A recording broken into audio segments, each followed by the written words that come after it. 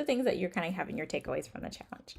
And if you were not here, if it's your first day, then I encourage you to read some of the comments because we've had some transformations in here just from the short period of time, just from the 4 days that we've been in here.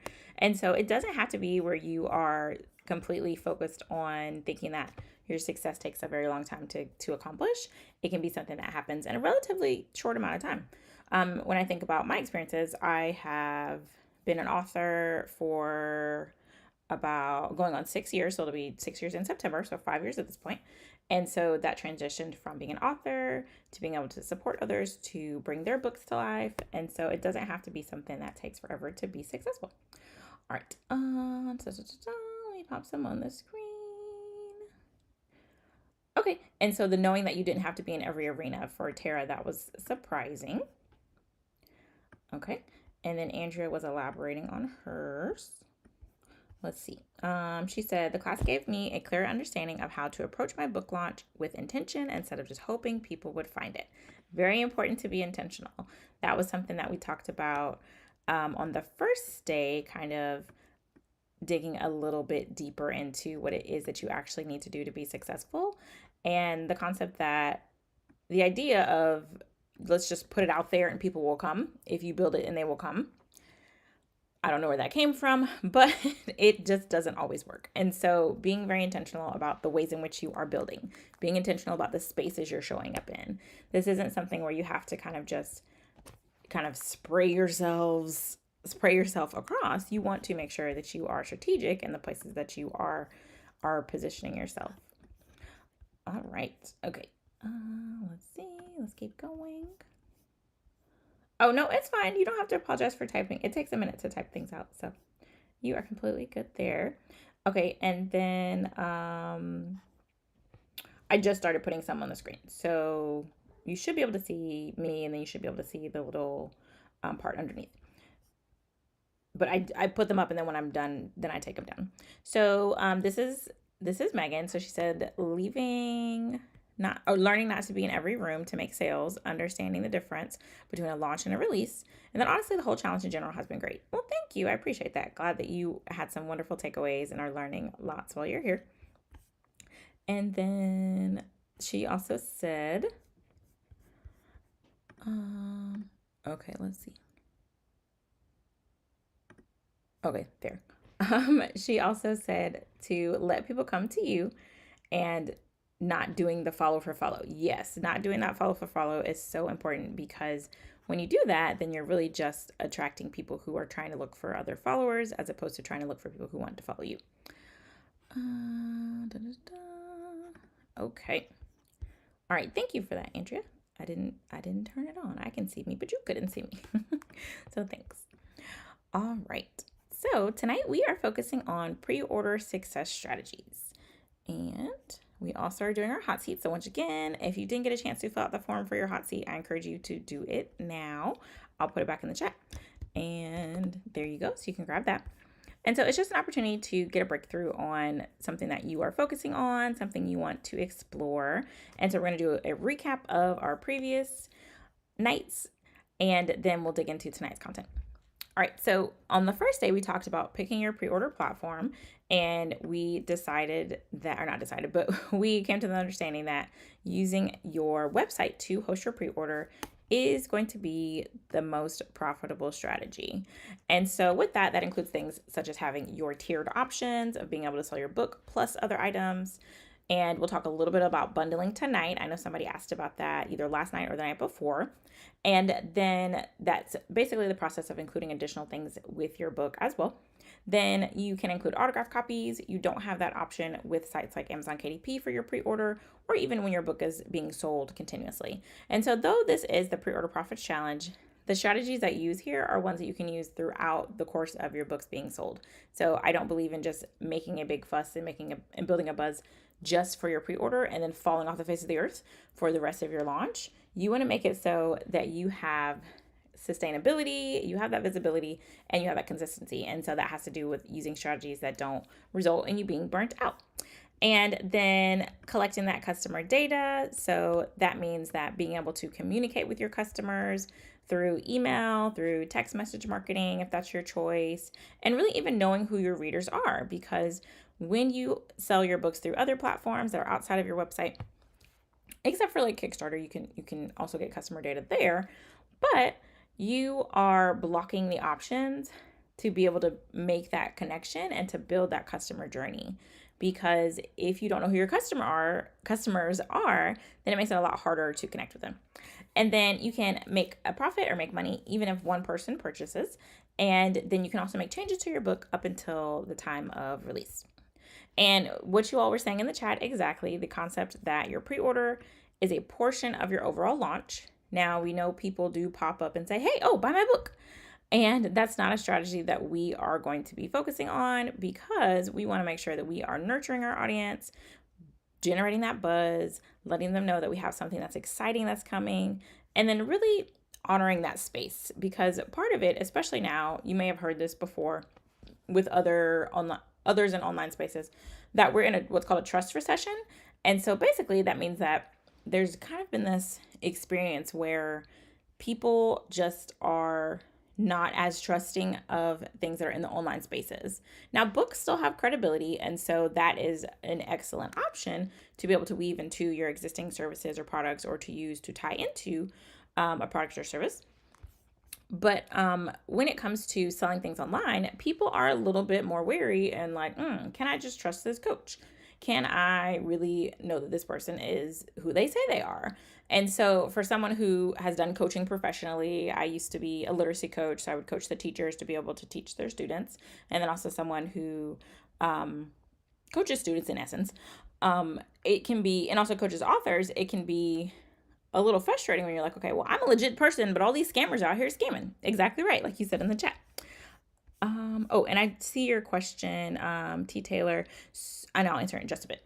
So building that consistency and not just popping up asking people to buy your book is going to help people trust you. When people see that you consistently show up. So for example, Andrea H., she consistently shows up. She does a video once a day.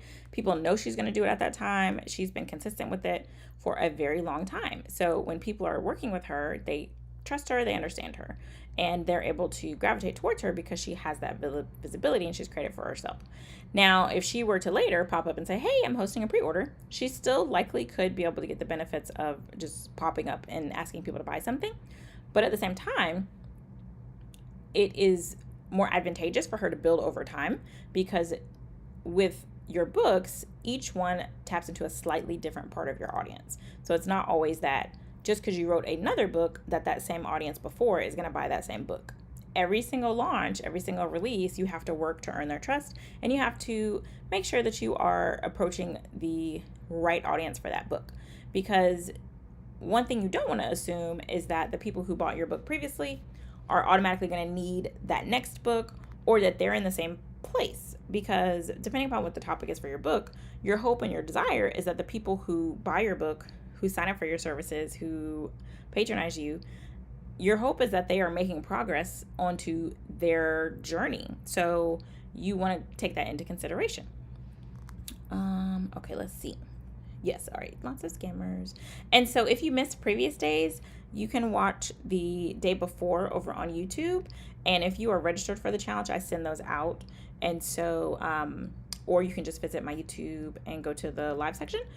But if you want longer replays, then you would, if you want to have a year-long access to the replays, then you would register as VIP, and then you have 12-month access to the replays. And so I'll drop the link for that in the chat in case that's something you want. And then thank you, Lisa. Okay, she said that's good. Thank you, ma'am. Okay, so you're welcome, T. Taylor. Okay, so we talked about how your launch is a overall period. It's not just a launch day. Some people say that, oh, I launched my book today. You released your book today. Your launch is a longer period of time. And so you have your introductory part before your book is out. You have your pre-order. And then you also have the time after your book is out for people to know that you are basically wrapping things up. And so it's very important as well to make sure your launch has a definitive start and an end time, because if people don't have a deadline, they're going to drag their feet. They're not going to buy your book. They're going to keep putting it off. And so you want to have those incentives that are exclusive to the pre-order period that are just within that time frame. And so yesterday we talked about how one bonus that I did for people who purchased this book for pre-order is that I created a color copy for the pre-order folks. And so it was a surprise that it was a color copy. But then once I told people, I said, okay, if you want the color copy as a part of this bundle, then that's only available during the pre-order. And then after that, I typically direct people to get the black and white one. And so making sure that you have that outlined for folks so they can see what the benefit is of purchasing during the pre-order period. All right. So once again, if you haven't done your pocket coaching, you can scan this and be able to participate. And so it's just some questions to ask you where you are and where you're trying to go. And so I put that link in the chat for you. And that's our hot seat. I picked a red seat. I didn't want to do one that was on fire. That didn't seem like a good idea. And so I picked a hot seat for that. And just a thank you once again to those folks who have been showing up and have been sharing the challenge with others. I always like to thank and appreciate people for supporting you. And I want to encourage you to thank and support those people that support you in your life as well, because without your readers, without your customers, you would not be in business. You would be an author, but you wouldn't be an author that's at the level of success that you're trying to see. And so be mindful to make sure that you share that with those folks, even if it's just like a voice note of, for example, the last time I hosted this challenge, I had some tech issues that were making it so that people couldn't join, and then it was like there was like a staticky sound, and the software that I was using, I'd had it for years. However, I had switched computers, and so one of my biz besties, she's in branding, and she and I were on a call. We were trying to figure out what was going on, and for the challenge, I just abandoned using this fancy tech software. And then I found out later, like 6 months later, that it was my computer. Like I didn't have enough memory on my computer to be able to run all of these different things that were happening. And so I messaged her today and I said, hey, remember when you helped me figure it out, that actually I've been able to run the challenge, haven't had any tech issues. And then tonight we had the audio, but this was before that. And so I said, I haven't had any tech issues. I really appreciate your help, because she was going as far as to let me use her version of the software. And then I was just going to stream through that, but I didn't want to tie her up. So just let people know that you appreciate them and thank them. And so if you didn't get a chance to get the flyer and you still want to share it out, I will add that link to the chat as well. Okay, so now looking back at our homework. So your first day's homework was to share in the group on the pinned post that you are writing a book, or to put it out on your pages. And so we had some people that did that were able to share, and actually people were asking for their books link. And then that's really your first major step to take to let people know that you're starting something. And you might be thinking, well, my book's not going to come out for another 6 months to a year. So that's fine. When you're a traditionally published author, they're putting their books out, or they're starting their pre-order, or they're starting to talk about their book a year before it's out, 2 years before it's out. And obviously you might not have the same backing as those people. However, that doesn't mean you have to tell your audience about it every single week leading up to it. So really consider, if you were on the fence, if you didn't do your homework, Teacher Ashley is coming out. Let's talk about why you didn't do your homework. And it could be that you felt like it was too early. But at the same time, realize that you're just dropping little nuggets. You're not telling people that you have a book that's coming out next week and it's in your hand and you have it done. That's not what you're doing. You're dropping those nuggets so people know you're planting seeds, so that way when you say something about it again, people can be like, oh, I remember that Tara says she has a book coming out. And then every couple so often, you're letting people know. Sprinkling. I think it was yesterday we talked about how people need to see your content. People need to see your information 7 to 20 times before they purchase from you. So if you wait longer to do that, then that means you are basically missing out on the opportunities to be able to have them do that. And so these are just some previous takeaways. I wanted to highlight Kendra again. She's the author we shared on day 1, who is in the thriller category, and she was able to complete the Preorder Profits Challenge. She won a copy of my book, and then she did the $4,000 in 3 weeks for her pre-orders through selling. It was about 233 books during the pre-order period, and then an additional 60 to 70 or so during her first couple days out. So, and just highlighting her because she was in this challenge a year ago around this same week, like the same week or the week before. And so her biggest takeaway was that we can actually cover our publishing costs with pre-order sales. And she was able to do that. So I want you to be able to see that it is possible from people that actually have done it. Now, in order to do that, you have to make sure you're prioritizing profit. And with that, that means that you are being strategic about hiring help. And I'm going to get on a soapbox for a little bit because one thing I find is that there is a race to the bottom sometimes with authors, not always, but I notice a trend with self-published authors, independently published authors. There's a race to the bottom of how can I publish the cheapest? How can I do this the fastest? How can I do this the easiest? And when it comes to that, you are creating a dangerous concoction of situations of the cheapest, the fastest, the easiest. Typically, that means that the quality of your product is going to decrease because people who are creating things that are quality are typically not also doing it the fastest or the cheapest. There has to be some level of investment. And obviously, if you aren't able to make that investment, then that means you're going to have to invest the time. And so I don't know if you all have seen that meme where it's like, it's got three, what is it called? It's got like three little levers on it. And so if it's a lot of time, so it's like time, money, and energy, or time, money, and something else. And so like when you increase one, the other one goes down. When you decrease one, the other one goes up. So you have to consider that and take that into account. But when you're focusing on profit, you can have the space and the time to be able to hire people. You can have the ability to be able to vet folks to make sure they're a good fit for you. And then you're able to recover those publishing costs before your book is out or within the first 60 to 90 days is typically when my clients do it. Some of them do it before their book's out. And I've done it before my books have been released. And you get that breathing room to think about your next book. So one of the things that is different about indie authors and self-published authors, you get to publish at your own pace. Traditionally published authors are typically having to release books pretty quickly because they're focusing on a method that's called rapid releasing, and they are more so focused on getting those page reads, getting those books sold. Here, because you're a self-published author, you're focused on bringing people into your sphere of influence. If you are a business owner, you're focused on tying your book into your existing products or services. If you are someone who's kind of dipping your toe into business, you're starting to see how you can serve people beyond your book. Because what will happen is your book can create a situation that means that people need additional support. So your book could be the thing that changes their mind or switches their mindset or helps them to understand or unlock something different.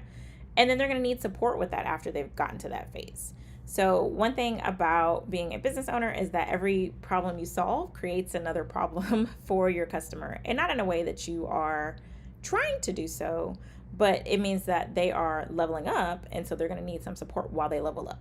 And so you want to be there to be that person to help them do that. And then you don't have to feel guilty about taking a break.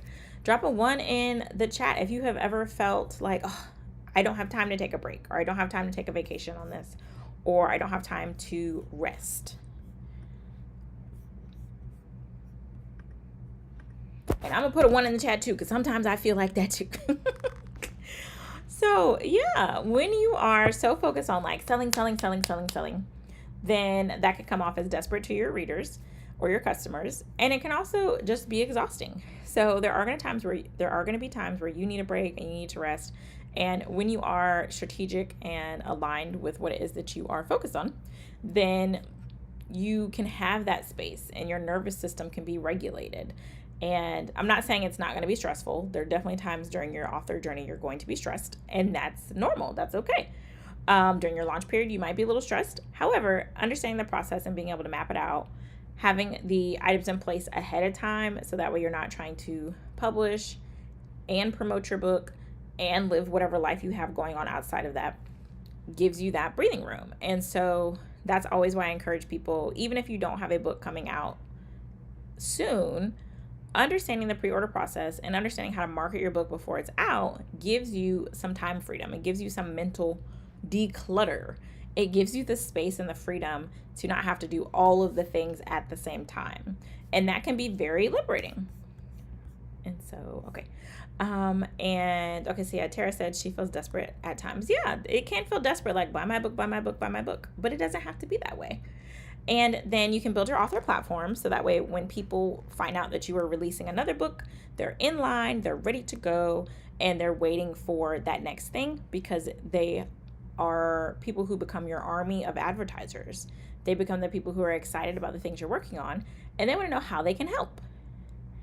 And so you also don't have to follow those trends when it comes to like TikTok. I've mentioned to you before, I'm not very big on TikTok, meaning like I don't spend a lot of my time and energy on it just because the capacity that I have does not include that typically. And so when you have the flexibility, when you also understand your customer journey, when you understand where your audience is showing up, when you understand how to maximize profit, and you're not focused on page reads, you're not focused on books sold, then you have the flexibility and the freedom to say, okay, well, I'm not going to do that. And you don't have to be stressed about it. All right. So, and then we also talked about 2 days ago, that Amazon bestseller, no, that was yesterday. Lord, it was yesterday during our myths and mistakes, that Amazon bestseller status shouldn't be your main focus. We discussed how it's a moving target. The amount that makes you a bestseller changes multiple times throughout the day. It used to change every hour. And it's something where it might not equate to maximized profit. So you might sell 5 books and be a bestseller. You might sell 500 books and be a bestseller. There's just a lot of wiggle room there. And then the day before yesterday's homework was to share your affirmations. And so these are from previous attendees. And so we have Sanaya, and then this is from C.G. Lewis, who I shared her testimonial with you all from yesterday. She was the one who lost her job and then really leaned into being an author and released 20 books her first year out. And so hers says, I create successful campaigns. My book is valuable. I connect with my readers. You got this. I'm talented and my work pays off. My passion inspires others. And then I grabbed some from this year's. And so Megan says, I am enough. I am intentional with my words and I can do this. And that is absolutely correct. And then Andrea says, impact lives with my voice. I never hide my shine. I embrace the platform God gave me. And I love how she made it branded to her book or her books. It's perfectly fine if yours is like this, not a problem. And then Lisa did hers branded as well. And so I released who I had to be to survive. And that's what I want to focus on for just a bit, because you can get to such a point where you feel like you're always in go mode, you're always in survival mode, and then you get stuck in that and you actually block your blessings. Because when you are able to up level to your next understanding, so hopefully through this challenge you've had a shift in understanding, you've had a shift in what it is that you should be focusing on. And when you're able to do that, that means that you don't have to go back to those old ways. So you're going to find that when you're in these author spaces, in these groups that are full of authors, you're going to find that you might need to pull back on the things you might say.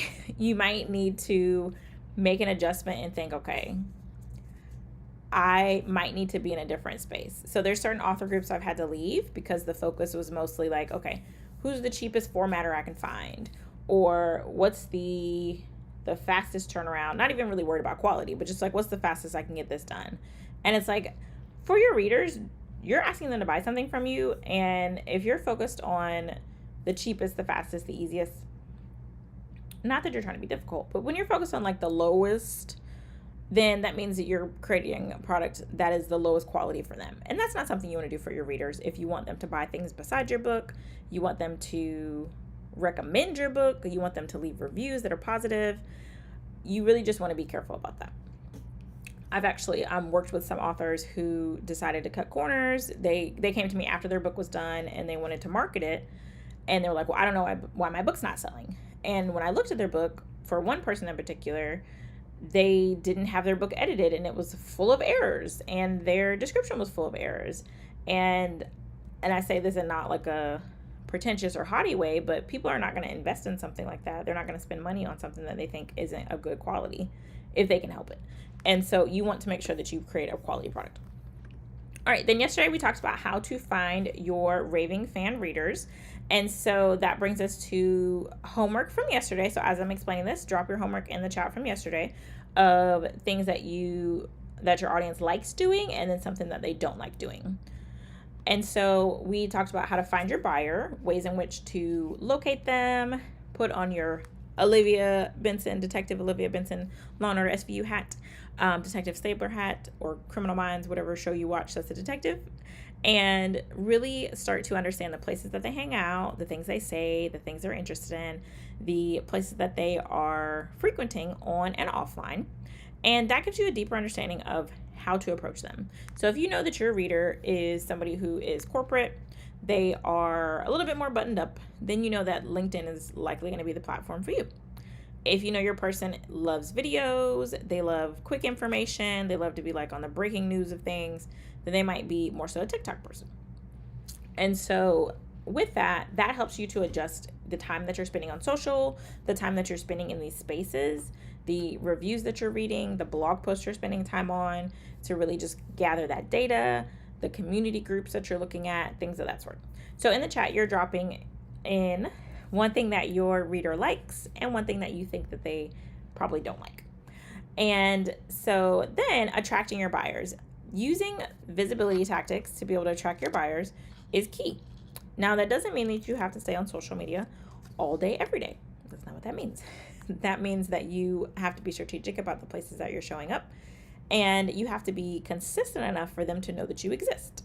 Now, we know that the algorithm sometimes is not on our side, and it can be something where there are changes that happen that we just don't control. You don't own social media platforms. You don't get the opportunity to decide when something goes in front of people, but you do have the ability and you have the analytics to be able to study things, and you have the ability to be able to look at the data and say, okay, I noticed that people like these types of posts. Or if you're in professional mode on Facebook, for example, they give you the details and they'll say, hey, your picture posts do a lot better than your written post. Or people tend to like reels. Like, there's built-in feedback that we have as a luxury that people didn't have previously. Imagine having to go door to door to sell something. Like, I think back in the day, my brother used to sell Cutco knives. Does anybody know about Vector, Cutco? Drop a 2 in the chat if you've heard of that company before. And they would sell door to door. And like, I'm probably like 4 years younger than him. And like, I went on him with one of his, I don't know what they even call it, but basically one of his sessions where he was trying to sell his knives, and I think they give money to scholarships for students or whatever. And I have the knives too, and they're excellent knives. Okay. They are fabulous knives. But part of the thing is that they don't really dull very much. And so they basically have created an army of kids, not kids, but like an army of young people to be able to sell their products. And so, yes, they are the best knives. And so, and yeah, vacuum cleaners back in the day, like that was a big thing. So imagine if you had to go door to door. Imagine if you had to like carry a big suitcase of luggage with you anytime you wanted to sell something, or that you had to make a bazillion phone calls. If you're thinking about like being in sales, like The Pursuit of Happiness, how Will Smith's character had to make a certain number of calls per day in order to like meet his quota. And you don't have to do that anymore. You just have to show up in the platform that you want to. And so you have to show up in a way that enough people will see you in order to be able to remember you as the person who talks about that topic, or the person who is known for that. You want to become known for that person. Okay. Or you want to become known for that topic. So for example, when people refer people to me, they know that I focus on profitable publishing. I focus on generating income from your pre-orders, and that I work with business owners who are also likely speakers, coaches, consultants, things like that. Now, that doesn't mean those are the only people I work with. I do also do marketing for children's book authors because I have a background in education, and I worked as a elementary school teacher for 10 years. And so for me, that's a pretty easy transferability because it's just a different type of audience, but it's the same concept. Like, you're marketing to a different group, but you're doing the same steps essentially. And so just be mindful of that. Then when you're nurturing your audience, that means you are really spending time taking care of them, thanking them, making sure that they know that you understand who they are. And think about it like this. Like, have you ever seen a post that somebody put up, or ever seen a commercial or watched a TV show, and you're like, oh, like it like hits you in like here. And someone said in the challenge earlier that the information that they learned here was different than anything they have ever heard before, but it made perfect sense to them. And so you want your reader to feel like you get me. You understand where I'm coming from.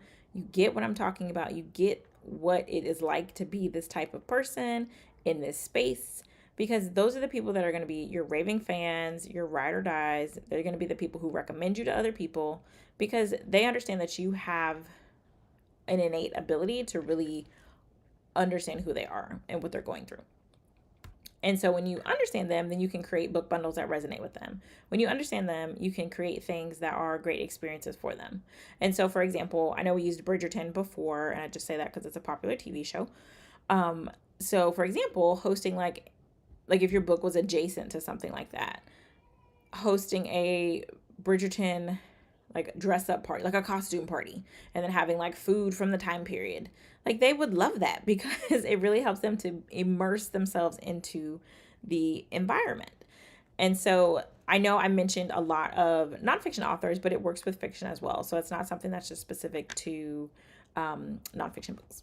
And then shouting your reader out. So like celebrating them, like pointing them out, tagging them, letting them know, hey, thank you for what you've done, or thank you for leaving your review. And it can be as simple as like screenshotting reviews. You've seen me do that throughout this entire challenge, that I've screenshotted people who are in here and who are not in here as well, because that's also giving them some shine. So the people I work with are authors, and so they're getting those shout outs while also being able to advertise their books. All right, so I don't see any in the chat. Go ahead and drop yours in the chat now about your day 3 homework if you didn't get a chance to do it in the group. Or even if you did, go ahead and copy it over here. So what's something that your audience likes doing and something that they don't like doing?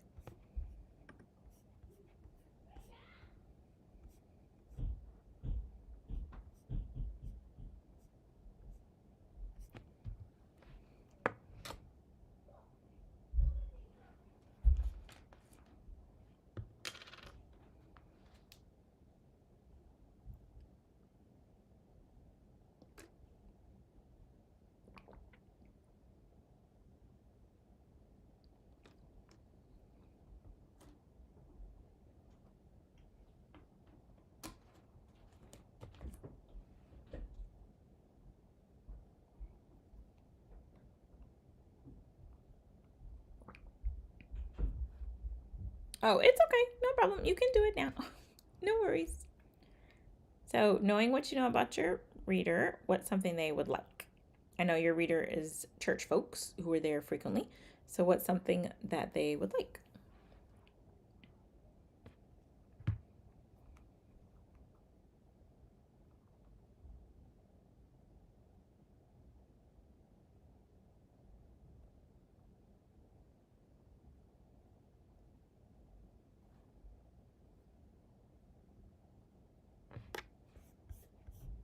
Or something they wouldn't like?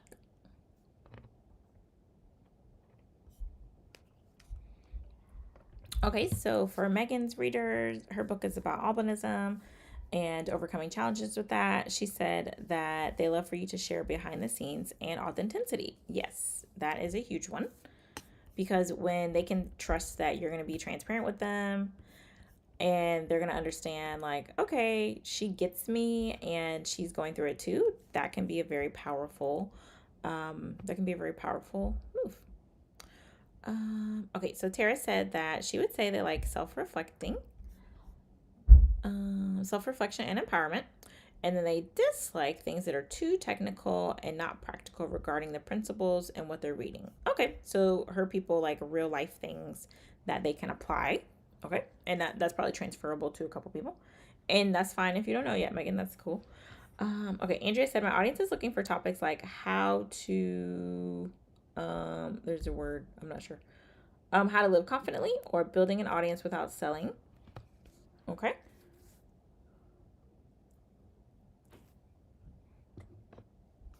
Can you clarify that when you say building an audience without selling? That's a little, that's kind of the opposite spectrum of the how to live confidently. Okay, Lisa said my audience does not like to read long posts in social media or on social media. They need something that will catch their eyes and attract their attention. My audience loves to engage and for me to share content through my story. Yep, that's correct. You did it correctly. So Lisa, tell me, when you say your audience doesn't like long posts on social media, is that because you don't see them responding to them, or they specifically have been like, I'm not about to read all that? Like, where's kind of your idea about them not liking long posts? And then, yeah, Megan, that is an excellent strategy to start asking them. We touched on that yesterday, to actually interview your audience. And so if you're someone who doesn't know what your audience likes, then definitely ask them questions. We did speak about that. And really just interview them and ask them 10 questions, 15 questions, preferably if you can get them on the phone or audio where you can hear their voice. And that will give you some insights about what it is that they like and how they like to operate. Okay. Lisa said that she gets more engagement from long posts and graphics with pictures with a caption. Okay. Then you might want to try carousels and breaking up that long post into putting the words on the picture and doing a series of pictures. Sometimes long posts can also, depending on your audience, if they're not responding to it, it could suppress it and so that they can't see it. So they might not be, the algorithm might not be pushing that out as much to them. All right. So, okay. Now, okay, little commercial break. So if you've been enjoying the challenge, then I'm going to add a link in the chat for you to leave some love so that when this is hosted again, other people can know that this is a good fit for them to check out.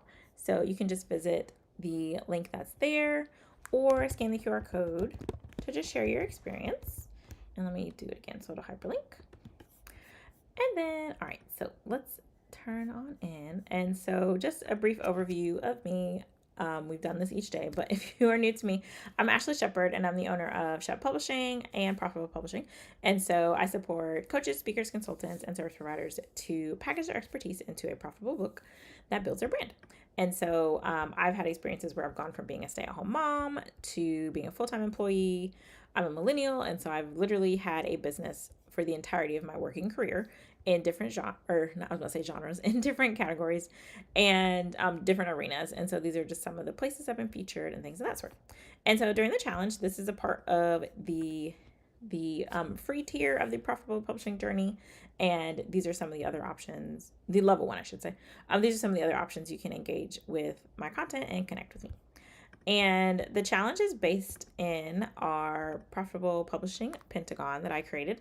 And this is a framework that I use to support authors to be able to pre-sell their book, to be able to host marketing campaigns that attract their audience, and to publish in a way that feels right for them in terms of getting paid while they are in the process of releasing their book. And so we are going to share, I'm going to share a client testimonial with you. This particular person, she participated in multiple rounds actually of the Preorder Profits Challenge, and she won access to the course level. And so she's sharing some of her experience and her results as well. So when it starts playing, can you drop a 1 in the chat so I can know that you can hear her audio when we get there? So it'll be on the next slide. And so she is an award-winning children's book author and founder of Eon Books. And so she's going to share some of her experience. This launch was totally different from any other one that I've ever done. I am Paula Banks. I am a children's book author. I'm glad to be here to support Ashley because she has helped me tremendously with learning all the things that I did with her pre-order profits. And I am glad that I can help you guys with your pre-order profits. She's really taken a hold of the concepts and has really put it into place and put in work. And so talk to me about the books you released before hosting pre-orders. Had you done a pre-order before going through the pre-order profits course, or was it new? No, before. I did kind of a pre-order, but it really wasn't a pre-order before I started. So my first actual pre-order after the course was the one that I just did, the book that I just released on March 25th. Prior to that, it was like, oh, I have a pre-order. I would put like a post up for like a day or two. It was really nothing. I didn't know what I was doing. But after I took your course, everything changed. This launch was totally different from any other one that I've ever done. And for my second book, I thought I was doing something great. But adding that pre-order component in, it really, really changed the game for me. Okay. And so as we continue, I'd split this up into two, but she also speaks about how her previous pre-order helped to fund her next books. So she had access to the course level, and so that's the self-paced version. I want to go back to the part where you said now you don't have to pay for your editing because it's covered with your previous books. The fact that she was able to cover her next book's editing, and if you've never written a book that's a little longer, if you're a children's book author and you're moving to adult fiction or adult nonfiction, the editing is expensive. It can be thousands of dollars to be able to cover that. And the fact that you have a system in place that you already know, okay, boom, this is already covered. I don't have to wonder where this money's coming from. I don't have to wait to release the book later. Now I'm going, I know I'm doing my first nonfiction, like I don't need an illustrator, but the editing, it just swaps from illustrations to editing. So it's still, it's still expensive. So it was good that I've actually am able to pay for it and don't have to worry about where that money's coming from. The pre-orders paid for, hopefully will pay for the whole entire editing process and formatting process. Yes. Let's speak. Yeah, so when we completed this interview, this was in the midst of her actually doing the pre-order, and this was at another iteration of the challenge. And so it was live and in the moment. And it just goes to show you that when you host a successful pre-order that is structured properly, that is aligned, then you're actually able to make sure that you have the funds to do other things. So it could be where you are using those funds to be able to pay for household expenses. I know at one point I had 2 kids in daycare over here, and in some places that's like a mortgage. Now, praise God, I only have 1 in daycare. And there's just expenses that you have to cover. So it could be something that covers your life expenses. It could be something that makes it so that publishing doesn't have to be a conversation piece in your home where it's like, where's the money going to come from? Because when your household expenses and things of that sort are there, obviously they're there continuously, but when it comes to that of like, okay, am I going to pay my mortgage, am I going to do XYZ, or am I going to release this book? Those are serious conversations. And so it can be where you end up having to push your dreams back because you don't have the funds to cover your dreams. And so that's just something that's beautiful about the power of pre-orders, because when you self-fund your books, when you are able to generate that income, you're able to do it in a way that you don't have to worry about feeling salesy. You don't have to worry about taking out of household expenses. When I first started, as I mentioned on Monday, I was a first-time mom. This is the start of the pandemic. I had a 9-month-old. I had a $5,000 pay cut from work. There was no money to take from somewhere else. Like, we had just bought a house right before my son was born. There was no extra money for me to be taking. The economy was doing wild things because of the pandemic. And so this system was created out of necessity because I didn't have any other choices. And so it's something where it works even when you're not a necessity. And so I rinse and repeat, and I use it for each book that I release because it consistently works.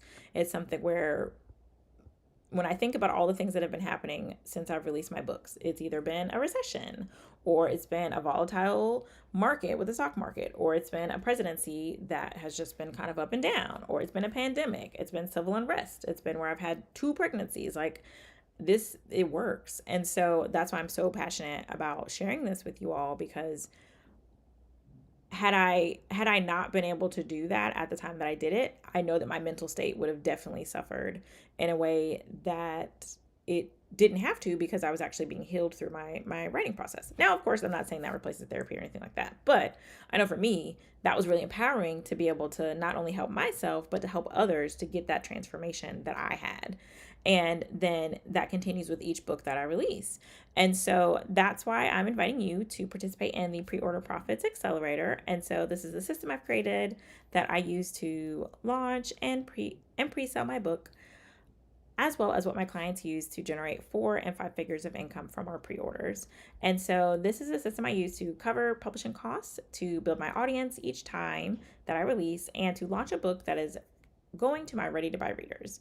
And so within the program, it includes aspects that will help you beyond your pre-order period, but ones that I find that are very foundational for you to be able to be successful during this time. And so first, that starts with goal setting and being very clear about those goals. So not thinking, oh, I want to sell a lot of books. That's a pie in the sky dream. That doesn't say exactly what you want. That says that you want to have the accolades of selling a lot of books. But what does that actually mean? And is that really even your goal? On Monday, we talked about actuality. In actuality, for some people, it really meant that you want to make a profit from your books. And that's different than selling a lot of books, because you could sell a lot of books and make $1 per book. And then now you've made $100, $200. And I don't know about you, but the rate of return of that after putting the amount of energy into it just doesn't work for me. Then we'll talk about what and how to sell. And so I'll touch on book bundles tonight. But if you really want to understand the process of packaging things with your book in a way that generates income, that isn't including lots of little knickknacks. Like, these are cool, and so I do still include these as your stickers, but including things that are going to generate income, including things that your readers are like, oh my gosh, I didn't even know this was an option to include in this box, and I'm glad you sent it to me, because now I'm going to use it XYZ. Like, I'm going to use it like this. And then also learning the process of selling without feeling salesy. I know it took me quite a while to overcome that challenge, where I felt like, are people really going to buy this thing, or are they really interested in this thing? And I don't want to feel like I'm bothering them. And so that's something we dive deep into in the program, because when you are coming from a place of service, when you have a result that you know other people need, then it's a no-brainer to be able to say, hey, okay, you have this problem. You're suffering with this thing. Oh, look, here's a solution. Like, and it works. I've done it 4 or 5 times. These people have done it multiple times. And like, it becomes a thing where it's not a tug of war. It's a, when you're ready, here it is. I'm here for you. And that's the power of pre-order profits. And then using social media to be able to generate income, not just to use it to look pretty, not just to use it to say, oh, I have all these followers, I have all these likes, but likes don't always equal dollars, because that's a huge misconception. There's plenty of people who have not monetized their social media, meaning that they are not using their social media to be able to generate income for them. And it can become like a full-time job to be on social media, and when you're not getting rewarded in that way, then it's like you're working and not getting paid. And I'm sure y'all are not doing that. So, unless you are part of TSA, and then prayerfully you will be getting your money soon once they figure out something. But if you're here in the United States. And then email marketing for profit. So this is another area that is very much slept on by many authors. There's a misconception that you should focus on an email newsletter, send that newsletter out once a month, and then hope for the best. And that's not quite the case. There's a whole science to email marketing. My brother is actually an email marketer, and we had another email marketer on Monday, and there's a science to it. There's a system and a process you can do where it's not overwhelming, where you have something that you can continue throughout your pre-order and beyond, because these are skills that will follow you for the duration of you being an author. And there are ways in which you can structure it to be able to nurture your reader without having to post 50 million times on social media, or to be able to invite them into your experiences. And it just is very freeing when you have other options outside of social. Yes, so Lisa said email marketing is huge. Interested in that 100%. Absolutely. Like, email marketing has a higher conversion rate than social media, but authors especially put all their eggs in the social media basket without even really knowing that stat and really understanding the data. Andrea said that email marketing is such a great way to stay in contact with your audience. Absolutely. And if you're an author and you're like, I don't want to talk to people, like, email marketing is a no-brainer because you're doing all the talking by typing, and people will message you back, but it's not at the frequency of social media. And so it's slept on. And then creating raving fans. And so you will notice that throughout this experience, you all have shown up, you all have shared your experiences with me to other people. So for example, I would consider Andrea H. one of my raving fans. Like, she's amazing. She supports the Facebook group I have. She invited like 5 other folks to come in here in this challenge experience. She was letting people know, like, hey, I love my copy of the book. Like, when I think about raving fan, like, her face is in my mind. And so you can have that for your audience as well. You can have people who will talk about you in a way when you're not even in the room, who will recommend you. I mentioned that she recommended me in a group of authors for pre-orders, and so she was inviting people in a group for authors supporting authors. And so I appreciate her, and shout out to her. And so we've connected to through Facebook as well. But you can have that for your book. You can have it for you as a person, as opposed to just your topic. So there are certain things where I'm an author of 4 different genres of books. And so I have people who have followed me through that journey. So I have people who, for example, last week I did a training inside of an author community. And the owner of the community, she focuses on helping people write their books. So I came in, I talked about pre-orders, I did a live training similar to this. And there was a lady in there who was like, I remember you. She said, whenever I was at such and such church, you came and did a cooking demonstration for the Daniel fast. I remember you from back then. And so it's just like a full circle moment. And I still do cooking demonstrations, but it's just so cool to see that people will follow your journey. They're not necessarily just worried about what the thing is you're talking about. They are in love with you. They're in love with what you do. They're in love with what you do, and they want to support you.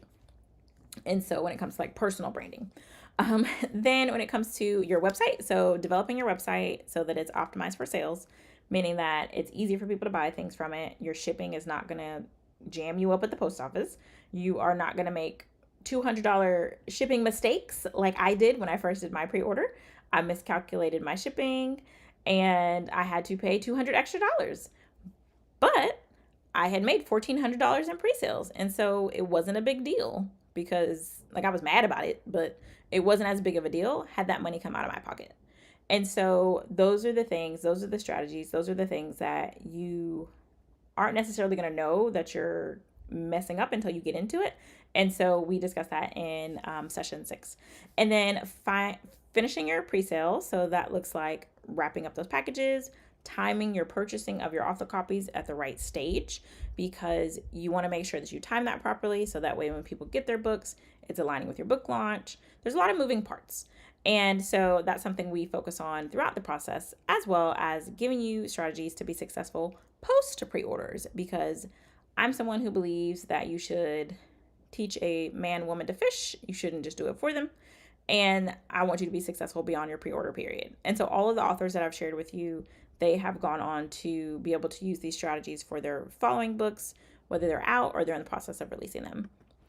And so if you're joining at the accelerator level, it's 9 weeks instead of 8 weeks. I added an additional week. So it's 9 weeks of group coaching. And so you would be in a group with other people who are like-minded believers who want to have their pre-order in a way that feels like it fits their lives, in a way that they're able to confidently ask people to purchase a thing before it's done. And then you also will have 12-month access to the course. And so that means if you release another book or you need to go back and rewatch a lesson, as well as you'll get access to these replays as well as a part of the challenge. And then you'll get my live case study where I break down my highs, lows, good, bad, ugly. When I was releasing this book, I recorded weekly podcast episodes and a private podcast for people to be able to understand how to complete a 5-figure book launch. And so with that book, I made $10,500 and some change. And then you'll have a private community, a private space to be able to speak with those other folks that are in the group setting with you. So that way you are able to really take advantage of building that community. Yesterday, I shared with you a video of 2 of the ladies who were working in the same space. They were in the same cohort together, and now they're friends. Like, they went through this experience together. They can call on each other. They use each other for services now. And so now they have another book buddy that they can rely on. And so it's more than just thinking, okay, I'm going to map this out myself. I'm going to decide how I want to do this. It's about having a strategic plan to get it done. And so if you are looking at joining, I put the link in the chat. You can visit preorderprofits.com/join. And for challenge attendees, then you can use the code challenge, all caps, to get $200 off the VIP level and the VIP day level. And that will be until the 31st. And so you have it till the end of the month. And think about if this is something you want to participate in and how it can really support you to not only host a profitable pre-order for this period, but for beyond. And with that, so the different levels are the group accelerator. That's in the center. If you're thinking, well, I really just want to do it myself, or I want to go at my own pace and I'm not quite there yet, then you can, of course, do the DIY option where you are doing self-paced. You'll get access to the course, to the case study, as well as 2 additional masterclasses to support you. And then if you're on the opposite end of the spectrum and you think, okay, well, my pre-order is coming up quickly, I also would just rather Ashley and her team handle it for me. I would rather them write my emails. I'd rather them worry about my social media for me to be able to create my social media assets. but I still want to learn the process, then I would suggest the Elite VIP level, where we will have a VIP day. And so it'll be you and me together for 4 to 6 hours with breaks, of course. And we will actually understand what makes the most sense for your audience to be able to craft your content, as well as actually put it into place. So setting up your emails, setting up your website to receive your orders, handling those things there while we're together, or shortly after within our time period. And so if you are interested in getting started, you have options of either doing pay in full, or you can do split pay. There is third-party financing if that is something you prefer. And you can still use the codes as well. So you can still use the code challenge for that. And so the link to join is just preorderprofits.com. So when you visit there, you'll see a video at the top of the page explaining more of the program, giving you a little bit behind the scenes. And then you'll be able to see those same options that I've shared here. And so you would click the level that's for you. If you need a payment plan, it does say select payment plan there.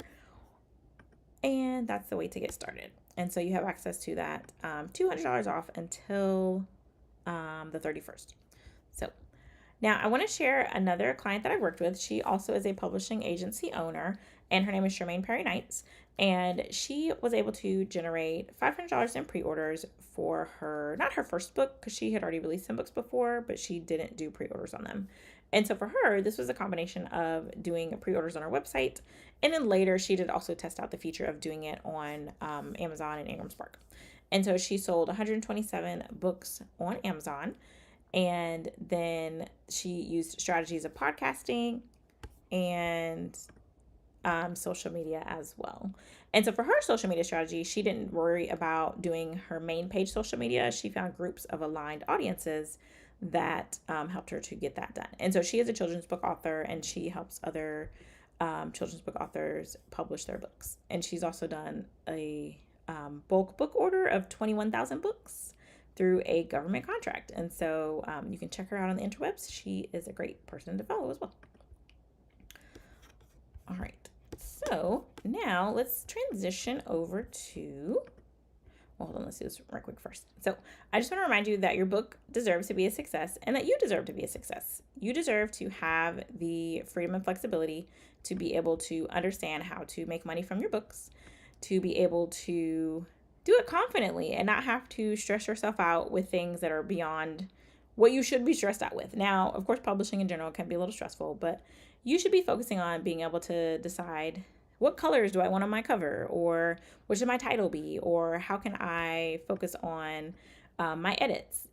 Marketing shouldn't be something that takes away from your experience as an author. And that can be the case when you don't have a clear plan in place and when you aren't exactly sure how to get that done. And so once again, that's why I want to invite you to the Pre-Order Profits program, either at the accelerated level, where it's the group option, where we're working together over the course of 9 weeks, and we will start the first week in April. So it's like, okay, you sign up, you get access to the program. We are going to town, and we are going to be starting.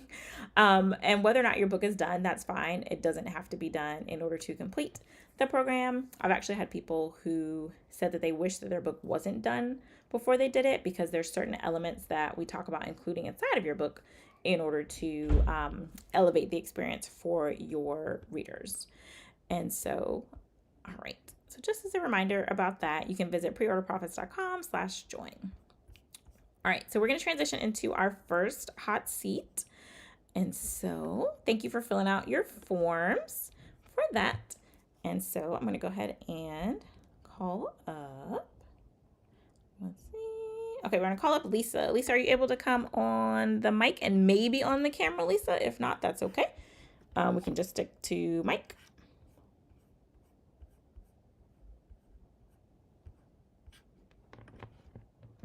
Let's see.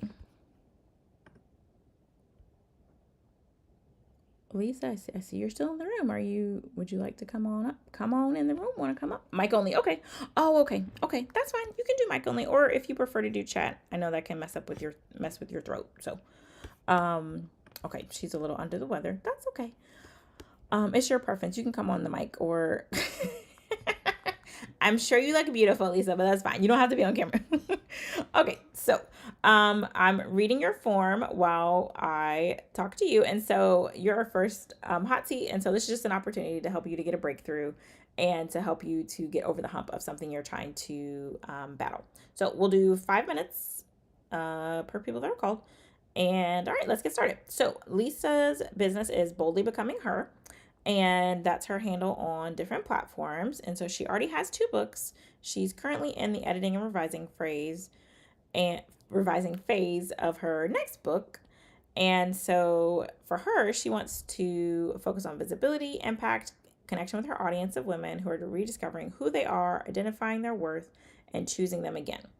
Okay, so with that, let's kind of fine tune your messaging. So when you say connection to your audience of women who are rediscovering who they are, what does that look like and what does that mean? What stage are they in their lives for that?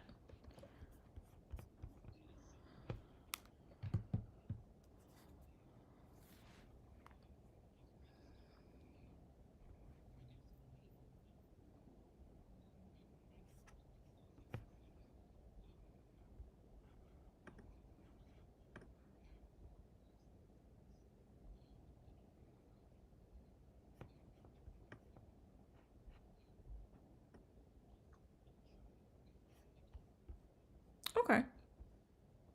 Yeah, okay. So for your book, will it focus on specifically women who are freshly divorced, or will it focus on people who are just making a transition from one stage of life to another?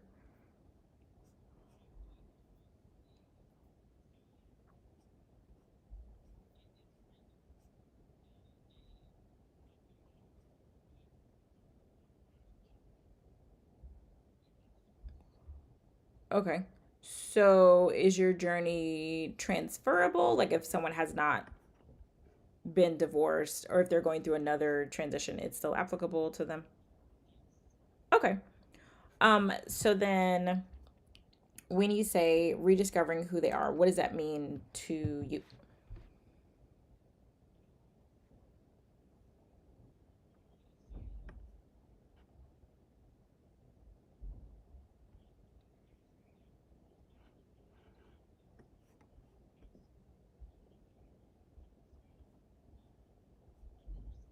Mm-hmm.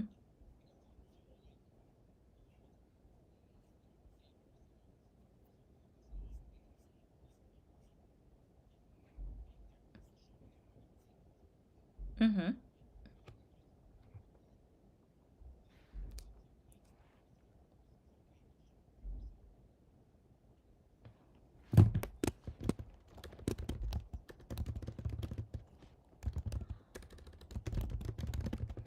Okay. So, oh, go ahead. So as you're talking, I hear some phrases that would resonate with that audience, and really pretty much as women, there's transitions that we go throughout life. And so the part where you said it's okay to show up for you, that's when I want you to focus on kind of implementing and interweaving into your content, into the ways in which you're speaking about it, because I feel like the people that are not showing up for them, they don't feel like they have permission to do it. They feel like they have to, like, I gotta do this, I gotta do this, I gotta do this.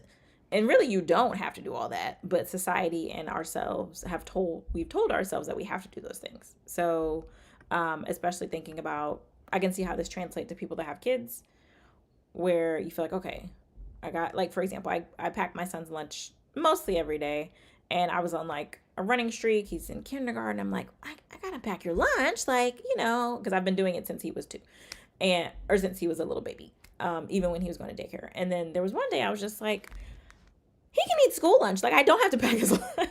I don't have to pack his lunch every day. Like, he will be fine with the school lunch. And he will probably also like the school lunch, because some of the stuff they're including is not stuff that I would typically include. And this could be an opportunity to expand his palate.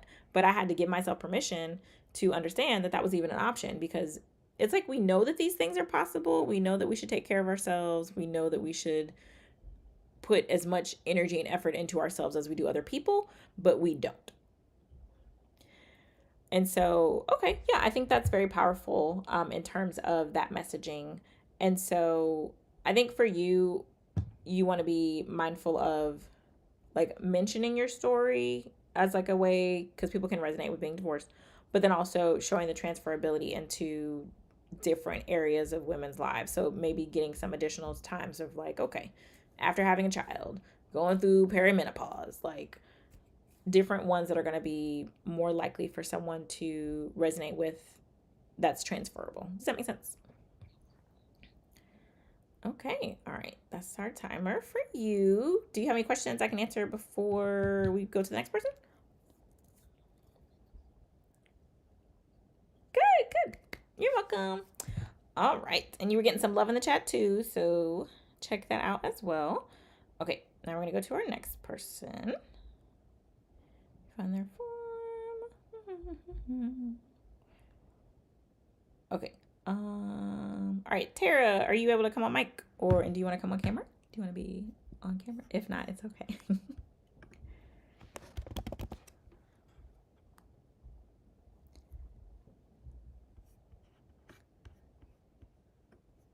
Okay. No, you're good. Do you want me to come back? Okay. Okay.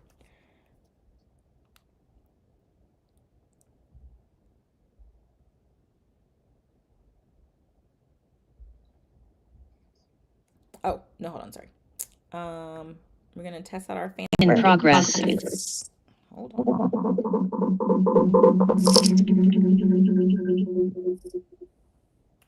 Okay. Testing, testing. Let's see. Testing. Testing. Okay. Can y'all hear me? Yes. Okay. Is it echoing at all or?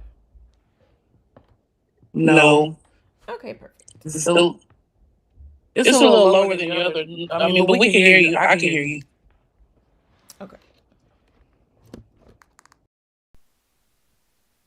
All right. I think I found the audio issue from earlier. Okay. Y'all can still hear me now. Yeah. Okay. All right. So welcome, welcome. Let me take a look at your form. So tell us a little bit about your book that you are working on. So the name of my book is called Mindset Matters. Not Mindset Matters, excuse me. Mind Matters. Filtering the Noise. It's a 30-day devotional. And it's geared towards people who maybe struggle mentally with anxiety, racing thoughts, self-negative talk, and who want some practical tools, practical, I'm not going to say advice, but direction, I guess, but also scripturally sound, So it is geared towards those who, either have a relationship with God or, are in church or whatever, what have you, whatever level of, spirituality that they have, and who may still be finding that they love God, they believe God, they have faith, but sometimes that faith and the trust and all those things are clouded by their mind, their thoughts, just all those things, which then become worries and then become actions or non-actions. So I hope that made sense. Okay. So they're kind of balancing some of the faith aspects along with real world application of kind of that balance of you can have Jesus and a therapist too. Is that kind of the direction you're thinking? Yeah, like just reinforcing. So for me, and really this book came from my own experience. I've been saved now for, well, I've probably been saved multiple times, but I've been in church strong for at least about 17, 18 years, close to 20 years.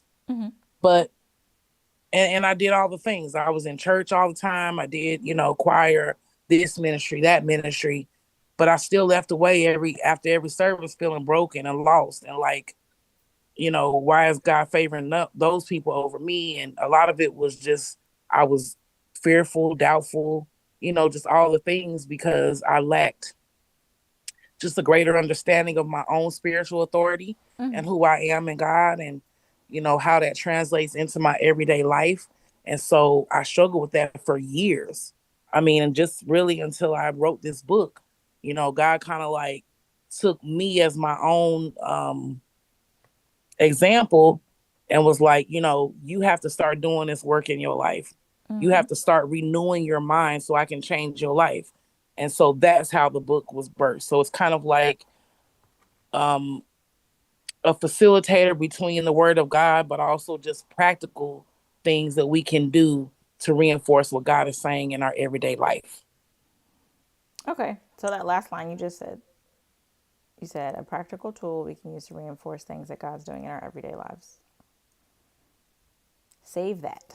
Write that down. Oh, Lord. Okay, hold on. Andrea? Somebody jot that in the chat. Because that's the Gotcha. thing that basically is the culmination of what it is you're talking about. And I hear that you have a lot of personal experience with this and you have your story. And that's something that's going to resonate with people who have church hurt. That's going to resonate with people who are in ministry and they're burnt out. And they aren't in a space where they can admit it because they have to be shiny, happy people to be able to serve the Right. other people of God. And when you, not dilute it, when you, not whittle, what is the word I want to use? Summarize. We'll use summarize for now, but that's not as fine tuned as I want it to be. But when you summarize it and you bring it down to that, that's very succinct for you to say. So if someone's like, hey, what is your book about? That's what it's about. That part right there. Okay. And it also makes it so that people understand like there's like a certain level of like holiness and a certain level of like real world aspect. And like yes, you're spiritual, and I've just met you, but I'm just kind of discerning. Yes, there's a level of spirituality. Yes, there's a level of God will help me and He will save me and He will make sure that whatever happens in the end is for my good. But that doesn't mean that I'm not going to go through all these different roller coasters and shenanigans and foolishness and get dragged through the mud in the process. And that's something that is very much forgotten as believers and as the body of Christ is that, like, yes, in the end, it Yes, will be, definitely. yeah, yeah. Like, in the end, it will be for God's good and God's glory. But that doesn't mean that you're not going to go through ups and down and triangles and pretzels and all this other stuff in the process. And having real conversations about that, I think is lacking. There's a gap, there's a Yes. space. Yeah.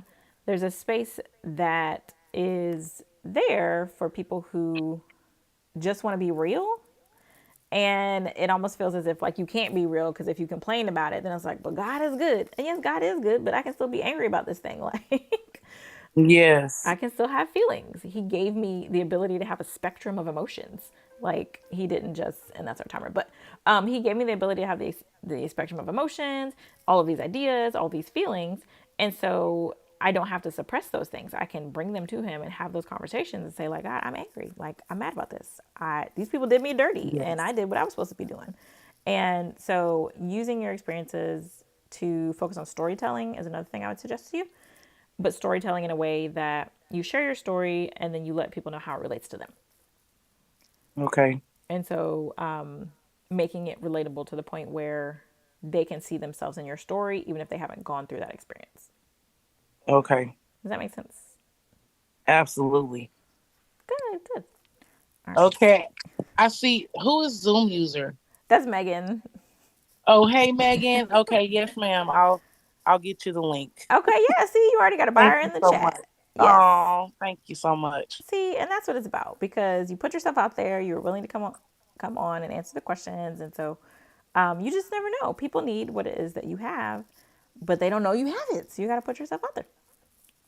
All And right. that's the problem I do have because I'm sorry to cut you No, out. I go was ahead, just go gonna ahead. say, you know, like Andrea mentioned, she's the automatic promoter where I feel like um I don't want to be pushy and I don't want to be so I find myself not wanting to really talk about it and not wanting to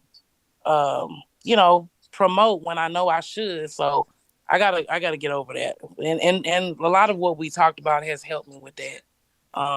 Just kind of making it more realistic, I guess, and more doable than what my mind was saying. So I appreciate that. Thank you so much. You're welcome. I'm glad you were here. I believe everything happens for a reason and that our time and our spaces are ordained for a certain purpose and a certain season. And not just saying that to speak like Christianese. But I'm going to give you a quote that will probably help all of you. It's one that I heard at a business conference in Traffic, Sales, and Profit. I attended multiple times at their conferences they have. But it was by a conversation coach named Amber L. Wright. And the quote is, "Your gift is someone else's struggle. Why would you insult God by not setting them free?" God. Okay, well, I have no toes. I don't know about nobody else. That was good. That was really good. Yeah, I'll say it again in case anybody wants to write it down. And when I heard that the first time, I was like debating starting my food business at the time. This was 2017. And I said, okay, throat punch, throat chop. Let me go ahead and sign up for this LLC and get my website going. Like, it's what it is. And especially if your gift is something that's given to you by God, think about the parable of the many talents. And the person who didn't share their talents is the one that got fussed at. Like, you've been given this gift, you've been given this book for a reason. And so, once again, the quote is, "Your gift is someone else's struggle. Why would you insult God by not setting them free?" So, okay. All right. We are going to keep moving with these strategies. I hope that that resonated with you, and I hope these hot seats have been helpful for you to be able to see yourself and others. All right. So, let's go ahead and keep it moving. Okay, heard. Yes, yes, yes. Okay, wonderful. All right, so we're making the transition into our pre-order success strategies. And let me make sure. Okay, perfect. All right, so these are 5 strategies that we've talked about to some degree, but I'm going to dig a little bit deeper into those.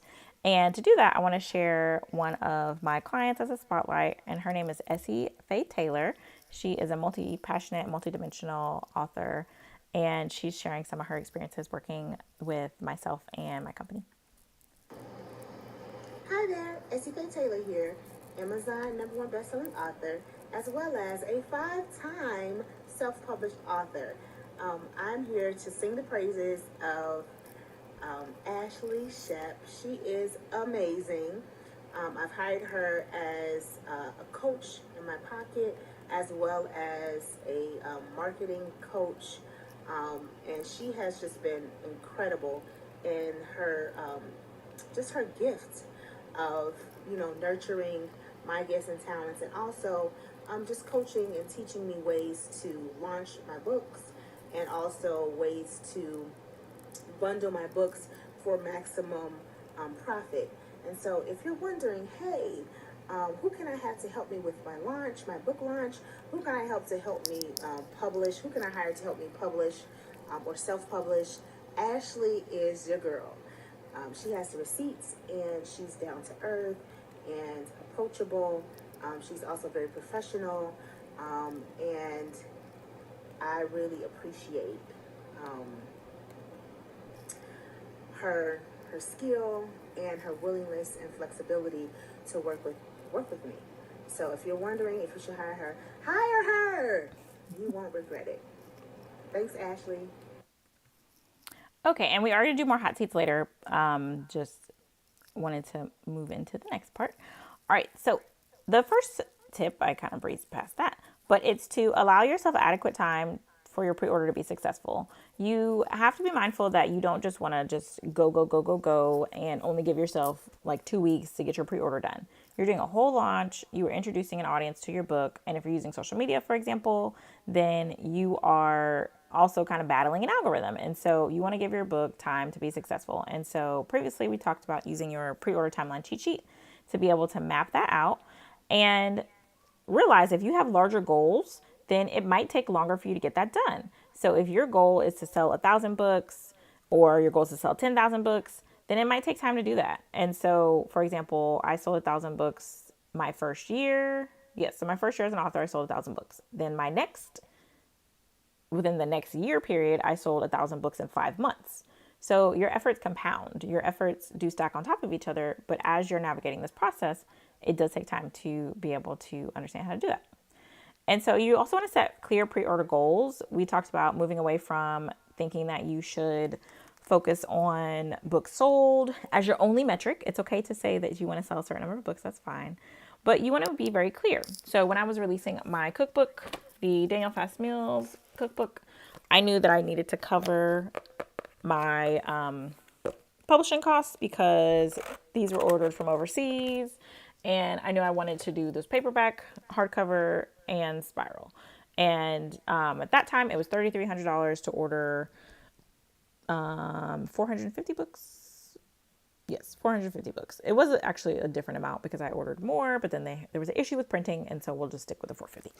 And so I knew that was going to allow me to be able to make a larger profit margin because I could sell the cookbooks for a higher price point than I could a regular like trade book like this one. And so I knew that that was my goal. And if I would have just said I want to sell 500 books, that wouldn't have accounted for how much am I actually making per book? How much am I using to be able to get these books to me physically? And then that would have just made it harder for me to actually see, am I being successful in this in the way that I was trying to measure success? And so through that, I collaborated with churches and organizations to do speaking engagements. I saw some of you mention doing bulk orders as well. And then I also wanted to use this as an opportunity to prove to myself that I could still do it. So this was after I had just had my youngest son, experienced a high-risk pregnancy. He had complications, and praise God that he's fine. And then also had a job loss during that time period too. And so I also wanted to use it to generate leads and create a buzz as well as to generate revenue. And so with that, as we move into our next one, I'm going to walk you through some of that. And so your next strategy is to not be afraid to promote your books. And what's funny is that you all were already starting to say you don't want to feel like people think you're annoying, or you don't want to feel like people are going to stop paying attention to you because you don't want to feel salesy. You don't want to sound like you are just selling to whoever. But because you are focused on selling on your person or selling to your person, they're going to want what it is that you're offering. Just in the chat, I know, Tara, you already had people that were asking for your book. And so had you not put yourself out there, you would not have known that those people could be potential customers. And so keep that in the back of your mind. Keep that in the front of your mind, not the back of your mind. Keep that in the front of your mind when it comes to that. When you're thinking about, should I post this? Should I say this? You want to be mindful that you have something that other people need help with. And so if you are not giving yourself the chance for people to even purchase it or even learn about it, then you are taking away the opportunity from them to even be able to have it as an option. So don't tell yourself no, let other people tell you no. Okay? If you need to put that on a sticky note, on your desk or your mirror, something. And that's for everybody, I'm not just picking on her. And so with this, thinking about what is working and really tracking your metrics. So this is talking about that goal setting and looking at making sure that you are creating goals that are aligned for you. And so this is from that same cookbook launch that I mentioned. And so during this launch period, over the course of the 12 weeks, this is showing that I sent 42 emails. So that's like the amount of emails that were sent to my audience. That doesn't mean every single person on my list got all 42 emails. And then this number is showing the magnitude of it. So like, let's say there might have been 200 people on my list. And every time I sent an email, that meant 200 people were getting it. That doesn't mean I sent 17,000 emails. So it's basically just showing the reach. And so using this helped me to see, okay, my audience typically is opening and reading my emails from between like 6 to 8 or 8 p.m. through like overnight. So they're reading it like later at night. I was sending emails early in the morning thinking that they would read them before they went to work, but they're actually reading them later in the day. So this is data that I can use to then be able to adjust my marketing. And then over here, this was showing like days of the week that they would be more likely to purchase. And so with that, I can say, okay, typically on Tuesdays and Thursdays, those are the higher days that they are going to open my email. And then the click rates, they're more likely to open on a Friday or Thursday to actually click on something inside of the email. So using data to understand what's actually working, what's not working, not just guessing, but actually looking and seeing what are my numbers telling me and how can I use that to be able to make data-driven decisions.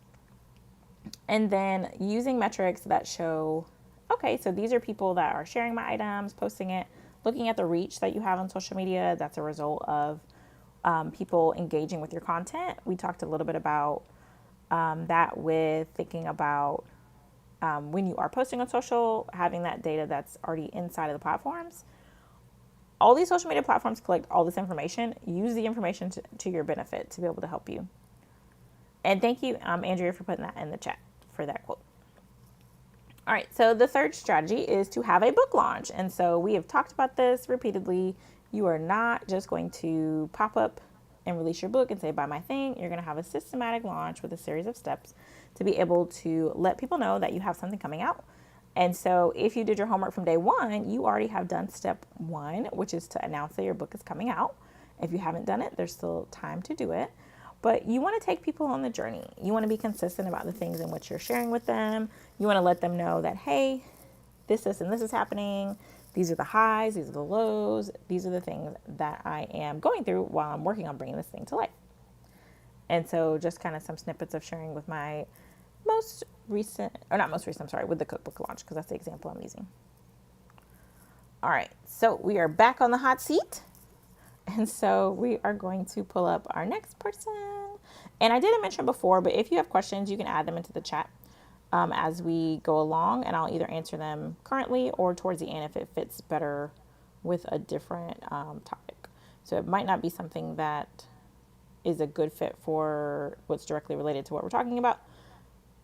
But, and if it's not, I will direct you accordingly.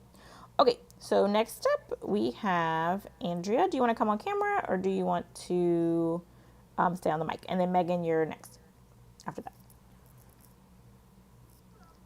Hi. Do you want to be on camera or no? Oh, sorry, like on the main screen where everybody else can see. Okay, so let's see.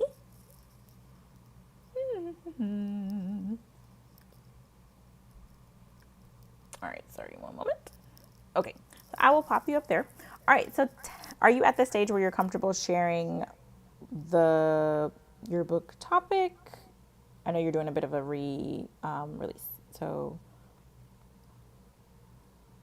Well, I have a book that I guess you would call my next book, but it's not developed to the point where I feel like I should start talking about it. Okay. But I would like to properly launch my last book, the Okay. devotional journal. Okay. So, all right, I wanted to check because I know there's a certain time period of where people might feel like, not quite ready to kind of dip my toe into that just yet. Okay, all right, got you on the couch. Okay, so we'll talk about your last book then. So the devotional. Okay, all right. So those of you that don't know Andrea, she is an author of multiple books, and so the book we're focusing on is her Show Up and Shine 30-day devotional journal, and she is someone who already released the book, but she wants to actually use a post release launch situation. So basically she's doing what's called a long haul launch. So where your book is, you might release it, but then you're actually really going to drive home the marketing after it's out for like the first year or two is typically the timeline. Okay. So what do you feel like is the biggest challenge with getting traction with your book or getting sales? I think, I go live every weekday and I read from it and people purchase it. I usually have, the first day it was like, I think I sold 10 of them after the live was over. I had just, sales coming in. And so it's selling one or two, but I don't think I gave it, I think I treated it like a second child. Okay. Okay. With my first book, I really talked about it and marketed it, and I did the pre-orders and I launched it. I did a virtual launch, and I think I gave it more love. And this time around, I don't think I did what I could have done. Okay. So when you go live, do you mostly talk about the first book or you talk about the second book? I've been only reading from the second book, but this week I had this bright idea. I was like, why don't you just, introduce the first book as well? So I kind of use them together now. Okay. And so when you're going live, is the structure more like, are you planning out what it is that you're going to say, or are you just doing it organically in the moment and whatever happens, happens? Well, I have, one of the first things that I do now is I read something from the first book and kind of tie it into what we're talking about that day. Mm-hmm. And I read the devotion. We're on day, I think today was day 17. And so I read the devotional and then I kind of talk through it, share my own experiences. And, the audience is very, it's very interactive. Mm-hmm. So people are putting their own thoughts in the comment section or asking questions, and then I kind of just wrap it up. I go through all of the sections of the devotional and I say maybe once or twice, if you don't have the book, if you would like to read along with us, you can purchase the book at the link in the caption. Okay. So, I know you've been going live consistently for quite a while, and you're on a great streak with it. One thing that can happen is when you make something consistently available for an indefinite period of time, people just assume it's always going to be available, and then they have no incentive to go buy the thing. So, it depends on your audience because in some cases it's helpful to have it consistently because then people can get that result. So like with this challenge, coming each day, learning something different, that has been helpful for you all because you've had a chance to interact, you've had a chance to get to know other people and actually like do some steps and put in like work to achieve a goal. However, if this was like an indefinite thing, and there wasn't a finite ending time as to what it is that you're doing, then it could feel like, okay, well, this is like a social club. This is like I get to meet up with people and like kiki and haha and hoo hoo in the chat. And it can start to feel like that. Now, if it's something where you're doing that behind like a paid membership, then I think for you, that could, and that's a huge undertaking. I'm not saying just this lightly, but I think that could give some of the benefits that you're looking for because then it's like, okay, you're getting compensated for your time. Because I'm sure it takes time to do this. Like, you're not just doing quick little 5-minute lives. Like, I feel like you really are pouring into people. And people also value not just having infinite access to something in terms of like, okay, I know she's going to go live every day and she's going to be talking about the same thing every single day.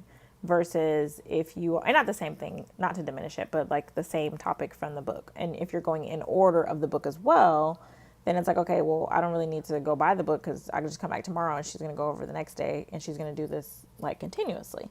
So I'm reading what's in the chat. So yes, you do pour your whole heart into it. Like you are consistent, and that's good. But you want to consider what's the end goal for the audience. If you're doing all the work for them, like if you're the one reading the book, as opposed to like giving them something they need to do, and or like some type of accountability, which accountability usually comes inside of like a paid container, not necessarily just a free thing, depending upon what it is. It's not always the case. Like we had accountability here, and this was a free challenge. But at the end, like I did offer something that I wanted you to do to take the next step. So are you offering something to these people to take the next step aside from just purchasing the book? Or is it like that's the end goal, buy the book, and then good luck in life and peace and love? Well, the devotional, this is new to me. Um, you know, and we just started reading through it. Like I said, we're on day 17. And at the end of the 30 days, I did let them know that we are going to be moving into something a little bit different in order to implement the things that we've learned, and that it will be in a different space. Or, Okay. yeah. So I, I guess I hope I answered your question. Yeah, okay. So there is some goal that's happening there. So even though this isn't a book pre order, have you thought about pre selling that thing? Like pre selling that separate space?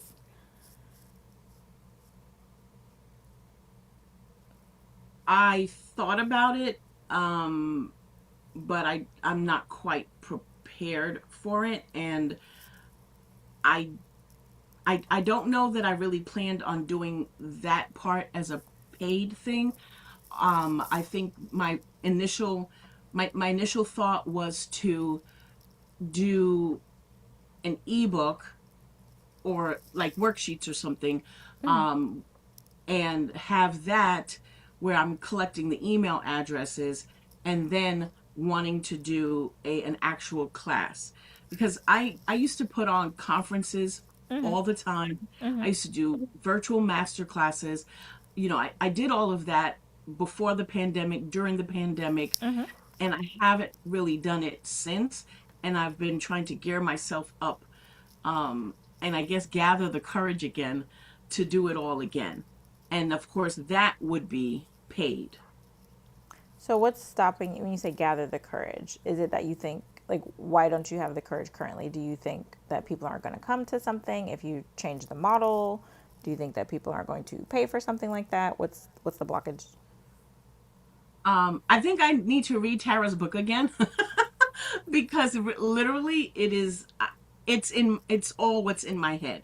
Because anything, I mean, I've been teaching and training, not teaching like a certified teacher, Mm-hmm. but I've been training and teaching on I'm a certified branding coach. My first book has a lot of um it has a lot of branding, in there. It's my story, but it's a book for entrepreneurs, for women who are hiding, Mm-hmm. who know that they're called for more and want to get out there and do it, but they're not quite sure how to show up and shine. And so I've done a lot of training and a lot of teaching, and I've always done it for free, which was my problem before. Mm-hmm. Um, and I lost my train of thought. So people would always come to everything that I did. When I do things, like when I've done things with a registration on Zoom, there would be 500 people that would attend, or 100 people that attend. So I know what I'm doing, but I don't know what is holding me back, other than me, just my mind, the things in my mind. Like, I don't know. Yeah, that's all it sounds like at this point. It sounds like mindset and belief that people are actually going to buy the thing that you are Yeah, selling, or that they're going to opt into something that's just not readily available on social media. But one thing also to keep in mind is that Facebook deletes your posts. I think that's 30 days. They delete your videos. So it's like you're investing all of this time and that's why energy. I upload them to my YouTube channel so that they Okay, can good. live there. Okay, Yeah. so then even that's still a separate platform that's not really yours. So like getting them onto that email list is a great way to transition them, but also tying it back to your book, because you've already basically created a curriculum for people to get this experience, to get this transformation, and you already have the capacity to create it in a way that you mentioned you have 500 attendees to events. Like, I think it's just of the belief and like connecting the dots. And so that is something that we do inside of whatever level that you choose of the pre-order profits program, because honestly, that's the part that makes it so that people have the transformation. Like, yes, people can get a transformation from reading your book, but the inner work that you're doing, the work that you're doing of where you're helping them to have those breakthroughs, having those conversations where it's two ways and it's not just, oh, they read the book and now they're moving on with their life. They may implement it, they may not. People need accountability. People need to get the feedback and the pat on the back of like, you're doing it perfectly, or you might need to adjust here and there. They need people to talk to. And so like you literally are talking to people every single day, and the more that I hear about this, I'm like, what are we doing? Like, this is already, you already have the tools, you have the capacity, or maybe not, let me not say the capacity because I don't know what you're dealing with, but you have the tools, you have the capability, you have already done something that is similar, but you are, yes, exactly, Tara. What are we doing? You are getting in the way, essentially. So, and I also saw somebody put in the chat that they are afraid to charge. And I do sense some of that from you because you've been giving away so much content for free. I wasn't going to call you out, Tara, but I will call you out. Okay, yes. So Tara said she's afraid to charge. You are afraid to put yourself out there. You are afraid that people won't buy. But that's honestly one of the beautiful things about doing a pre order, is that if people don't buy it, you didn't spend the time and energy making the thing. You put it out there. People that want it are going to buy it. People that don't want it are not paying attention to you anyway. And so is it better that you just don't ever create the thing and you never get the option of even having the income to compensate you for the immense amount of time that you're spending? Or is it that you're going to sit in indecision? You're going to sit in like, oh, I don't know. I don't know. Because the thing is, you're never going to know if they buy if you don't ever ask them if they can buy something. You're never going to find that out if you don't actually ask them. And you have already warmed up your audience, in particular you've already warmed up your audience to an incredible degree that they are more likely to want to buy. But it could also be that they're thinking of you as like, you're the free lady. Like, I'm going to come to you to get this free content. I'm going to come to you because you're going to pour into me because you give your all to your people. And reading Tara's comments, you give your all to your people. And so you deserve to be compensated for that. You deserve to be properly rested, because I'm sure it can be exhausting to go live every day and come up with a new portion or a new angle. But it also is something where you really love it and you are pouring into people, but you also need to pour back into yourself. And in some cases, that looks like money, and it's okay to want to be paid. As a fellow Black woman, we get paid less than anybody else. And we have the ability to create the tools that we need to be able to be compensated properly. And we don't want to be in our own way when we're doing that. And you're getting called out in the chat. So I invite you to go ahead and usher yourself back to the chat. And yeah, I mean, this is definitely something that can be resolved, and resolved in a way that it doesn't have to be as complex as you might think it will be, or that it's as far away as you think it is. Because I'm hearing that you think, oh, I can do that in like 6 months or a year, when it's like, I mean, we can get this popping like expeditiously. That's not a problem. So if you need support with that, then definitely consider the Pre-Order Profits program at the level that fits for you. And thank you for being transparent and sharing. You do have some love in the chat. And so we did go a little bit over with your time. I did promise Megan, so we're going to get to her next. And check out the chat, get gathered accordingly. And thank you for being transparent. Thank you so much, Ashley. You're welcome. All right. Okay, Megan, do you want to come on camera, or you just want to do audio? Oh, I can come on camera. Okay. And thank y'all for seeing the vision with my little seat, the little chair here. That's okay. In no rush. I really enjoyed hearing Andrea's story, because I feel like I struggle with certain things too for no reason. I don't know. I feel like I get in my yeah. I mean, a lot of us do. I'm really good at like calling other people out, but my coaches, same thing. They're having these same conversations with me. I'm like, girl, if you don't post that thing, you don't put that thing out there. Okay. All right. Oh, wait, hold on. I still have Andrea. Let me remove her. Okay. Come on, Zoom user Megan. There you go. Okay. All right. So tell us. I have to figure out how to change my name. I don't know why. Oh, I can change it. You just right click on yourself and then it'll have on. I can change it for you. All right. So tell us about your book that you are working on your pre-order for. Okay, so I have a children's book. Sorry.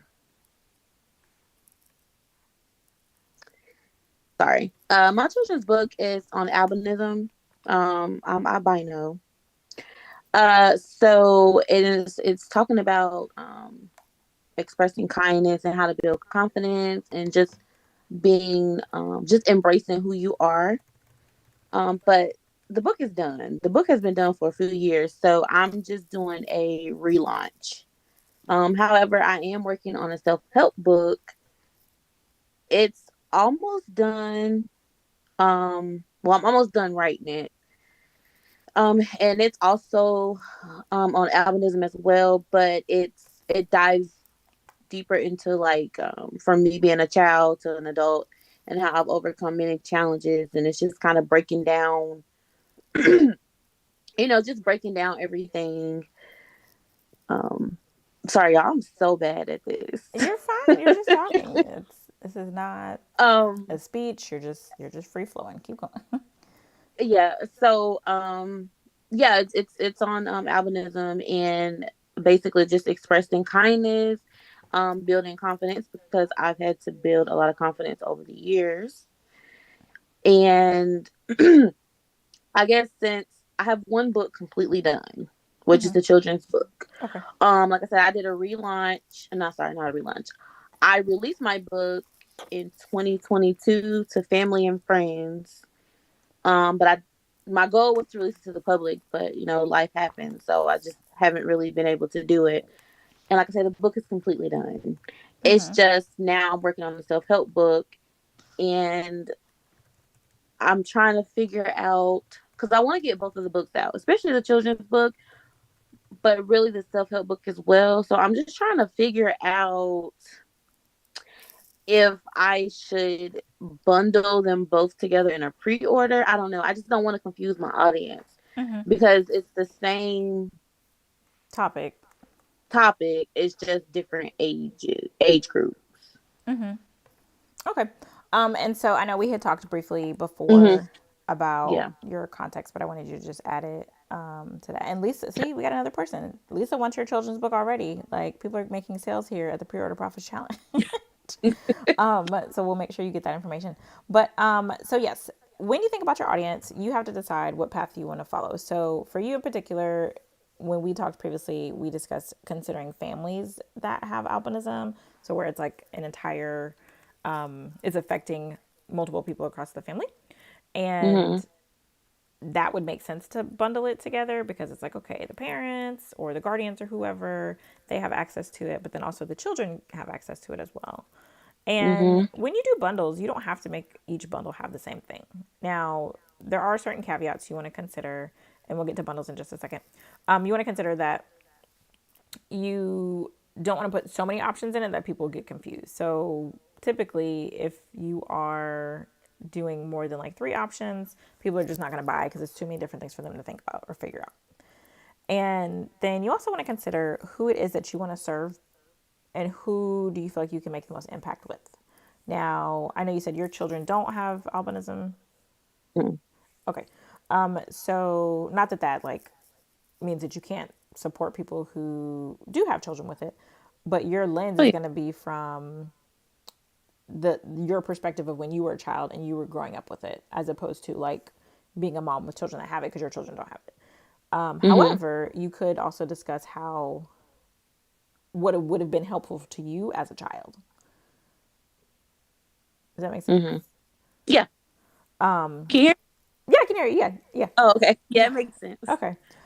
So I mean, it depends on your audience. It depends on what other things you're offering outside of the book and what supports you're offering your audience. Because remember, once you create a book, it can create another problem for your audience. And so they have this book, they're reading it, and they're understanding how to kind of navigate life with this, but they're going to need additional support. So is it that you are offering coaching to these families? Is it that you're offering sessions to be able to build confident kids? Like there's so many different ways you can go with it, but it depends on your capacity and what it is that you want to do outside of just selling the book. So it would definitely need to be because my whole thought process was making just a bundle for both books. Just you get the children's book and the self help book. Mm-hmm. But I guess I would. I mean, would that be ideal? Or like you said, probably like maybe like a journal or like because I've been thinking about like affirmation cards and Mm-hmm. um things like that. I was just trying to figure it all out because I was like, although I'm relaunching, the children's book and nobody really has it outside of family, and I was like, on like when I start pre-orders, like, do I have it to where they can just pre-order just a children's book if they want it, or just a self-help book with the like, with different prices, and then just the one bundle with the book with the self-help book and the children's book. Yeah, so all of Am I that, making sense? yeah, that makes sense. So basically, you're trying to decide what to sell, like what bundles to sell, what to do individually. All that's going to depend on Yeah. your audience and the research that you do when you're seeing what kind of things they need. Because your audience could be adults that have albinism that wanted a different life when they were younger. It could be families that have albinism. Like it depends on your audience and who you resonate with, as well as what other things are already out there that are supports. So that's really where you want to lean very heavy into the research portion. Hmm. And I know you have a copy of the book, Profitable Publishing Pre-Orders. And Yep. so looking at chapter 5, where it talks about finding your audience, really spending time and space and energy looking to see, okay, where are people hanging out? Who actually is the ideal audience for this book? And I'm saying this as a person who hasn't read the book, so I can't say exactly this is exactly what it is. I don't like to just I don't like to just speculate and say, "Oh, I think this would be good." But it depends on how the book is written and who it's going to serve based upon how it's written. Does that make sense? Hmm. Hmm. Okay. Does that help to give some clarity? I know it's not a hard, fast answer. Oh no, it's fine. Yeah, it does. Like I said, that's kind of what, because I'm just really ready to just, especially the children's book, because it's done. Don't know why I've been sitting on it. I don't know. I just know it had to make sense, and it does make sense to release both of them because they're talking about the same thing, just different age groups. But like you said, Mm-hmm. also depending on my audience, and I do feel like I have a lot of friends on Facebook and stuff who are albino, and then I also like they have children that are Mm-hmm. not albino too, and then some have children that are albino. So I do Yeah. feel I just have to figure it out. Yeah. I mean, like I was saying with Andrea, this is definitely something that we could explore inside the program to be able to actually Hmm. do the research together if you needed that kind of support. But if Hmm. you're not ready to take that step, then you can find the steps and the directions inside the book because it's not just one answer that I can just say off the top of my head. It's something where Yeah. you got to look at the data and see what the data is telling you and then use that to be able to make your decisions. And it's a Hmm. process. It's not something that's just like a quick it's not a quick answer and it takes time to Hmm. understand your audience. And this is for everybody. Like knowing who it is that you're serving, it's an ongoing process. It takes time. But if you don't Yeah. put something out there or you don't start to do the research, then you're never going to know. So I would encourage you to focus on your audience to see who it is that this might resonate with. Start doing those interviews like we talked about on day 3. And then as you do that, you'll be able to see, okay, these are the things that people in this group are expecting. These are the things people in this group are expecting. I don't want to work on that. I don't want to focus on that. I want to focus on this. And so it's a combination of what is it that people are telling you that they need and that they don't know they need. And then what is it that your book actually is fitting in and serving because it depends on what the content of the book is as well. Hmm. So, okay. All right. Well, thank you for coming on Thank you. up. You're welcome. You're So welcome. thank you for Hot Seat Friends. And I see there's some folks in the chat that are commenting to you. And then also Andrea's having some revelations as well. And so we're going to keep it moving for the sake of our time. And thank you all for being encouraging of each other and having this space to be able to work through these things together. And so then following up consistently is our next success strategy. And so that looks like informing your reader of what the updates are, letting them know, following up with them. We are not falling off the face of the earth after our pre sale or during our pre sale, being consistent about how you are continuing your book launch and really understanding that consistency doesn't necessarily mean showing up every single day. However, obviously, the more you show up and shine, Miss Andrea, the more that people will be attracted to you. But understand that you have to create a cadence that works for you. And you can even use automation and scheduling things out to prevent burnout as well. And then the power of an informed reader is that they will ride for you, they will stick up for you if other people are talking out the side of their neck about you. You've all seen stories of where different celebrities have like their group, like the Beehive or the Barbs or whoever, and their audience sticks up for them before they can even get to the comments to defend themselves because they understand the quality of the type of person that they are. And so, for example, I mentioned before, during the printing and shipping of this book, that FedEx kept delaying my package. It kept going from one country to another, one country to another, and Chinese New Year was coming, and I was worried that I was going to be stuck. However, I kept my audience updated and posted on their journey and during the process because that's what you do. And nobody asked for refunds. Everybody was okay. They were like, "We know the book's coming. We have the PDF. We're good to go." And so, if you want to take a screenshot of that, those are the strategies all together. So, moving to the next one in 3, 2, 1. And so, just as a reminder, your book is just the beginning. Your book is the entryway. Your book is the part that helps people to see what it is that you know and to package your expertise. But really, the benefit is in being able to work with you more closely and being able to serve and support people in a different way. So think beyond your book when you're focusing on profit. And so next, we're going to hear a short testimonial from Vanity, who we met earlier this week, about how she used book bundles to be able to maximize her sales. So I'll talk about first is the bundles. The bundles, I for some reason could not figure out how I was going to bundle anything for my pre-sale besides the coloring pages. And you encouraged me to do a read aloud, and I'm like, I don't know if anybody's gonna want that. Like, yeah, I really like. I was struggling. I'm like, will people want to buy the read aloud? Should I do it for free? Like, yada yada yada. And I thought it was a really cool idea, but I was still kind of resistant to it. And so you kept encouraging me, like, no, like put it up as part of a package. Add the pricing into this. This is what the pricing structure should be. And I finally listened, and people bought it. Like there was multiple people that bought and that was my highest package that had coloring pages and the digital read aloud. And so your instruction on how to get all that done, it just says was extremely helpful. So the last part I cut off because I had to trim the video. But when you think about your book and the things you're selling, really focusing on book bundles can help you to increase your average customer order value. Instead of just selling a book that's $10 or $15, you're able to sell it for $100 because you're packaging things with the book. You're not just selling just the book. You're enhancing the experience for your reader. You're increasing that profit. You're able to cover the cost of all those cutesy little things that we talked about earlier this week, of the different nice design things. Those don't have to come out of your pocket because they come out of the excess of your profit from your pre-order because you've created a bundle.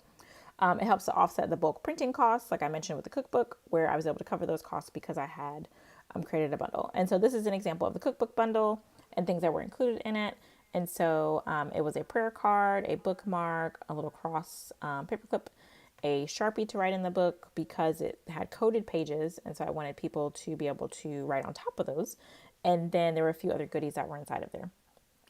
And then for the New Mom Thoughts guided journal, these were the items that were included in the bundle for this. And so I will say this was my first bundle. And this one, the profit margin was not as high as my later bundles because in this one, I was more so thinking, let me put some tangible things. I wasn't quite thinking about physical product or digital products at this point. And so I did make a profit. This is the one where I generated $1,400 in pre-order income in 6 weeks. And these were the items that were included with that. And then within 6 months of that, then I released my Daniel Fast book, Daniel Fast journal. And so I started to kind of dip my toe into providing a digital experience. And so I created a challenge for people to participate in. I designed a course. And then they also got a copy of the book, as well as a digital copy and a Facebook group access. And so think beyond your book and think about the impact that your book can have where it's not just your book. So think about the ways in which you can support people that are outside of just the book. And so, for example, I modified my devotional into a Bible plan. So it is available on the Bible app. And I want to say it just hit 5,000 completions a couple weeks ago. And with this, I was also able to increase my email list. And this stat is older now because this is a lot more. But at the time of when I screenshotted this, I was able to bring people over to my email list from the Bible plan on the Bible app, from people that read across the world. And then I was able to give them something free that they can use and then encourage them to buy my book as well. So think about it beyond the book and not just from the perspective of selling the book. All right, so during our time together, you've seen results from different clients that I've worked with, different genres of books, from mystery, from children's books, to adult books, from my own books, things of that sort. And I want you to consider if all this program did was to give you the confidence to start putting yourself out there for the first or next book, would participating in the Pre-Order Profits program be worth it? And if all it did was show you how to avoid costly mistakes and to really understand things that are blocking your income, would it be worth it?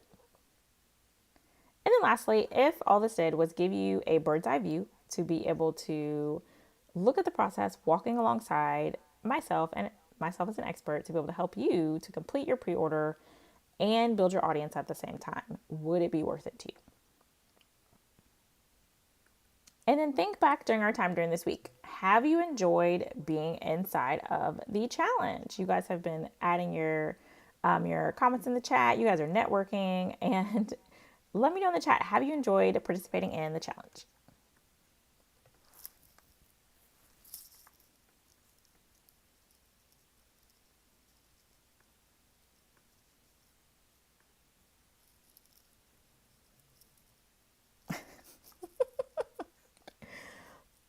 Andrea, I'm gonna talk to you later about that.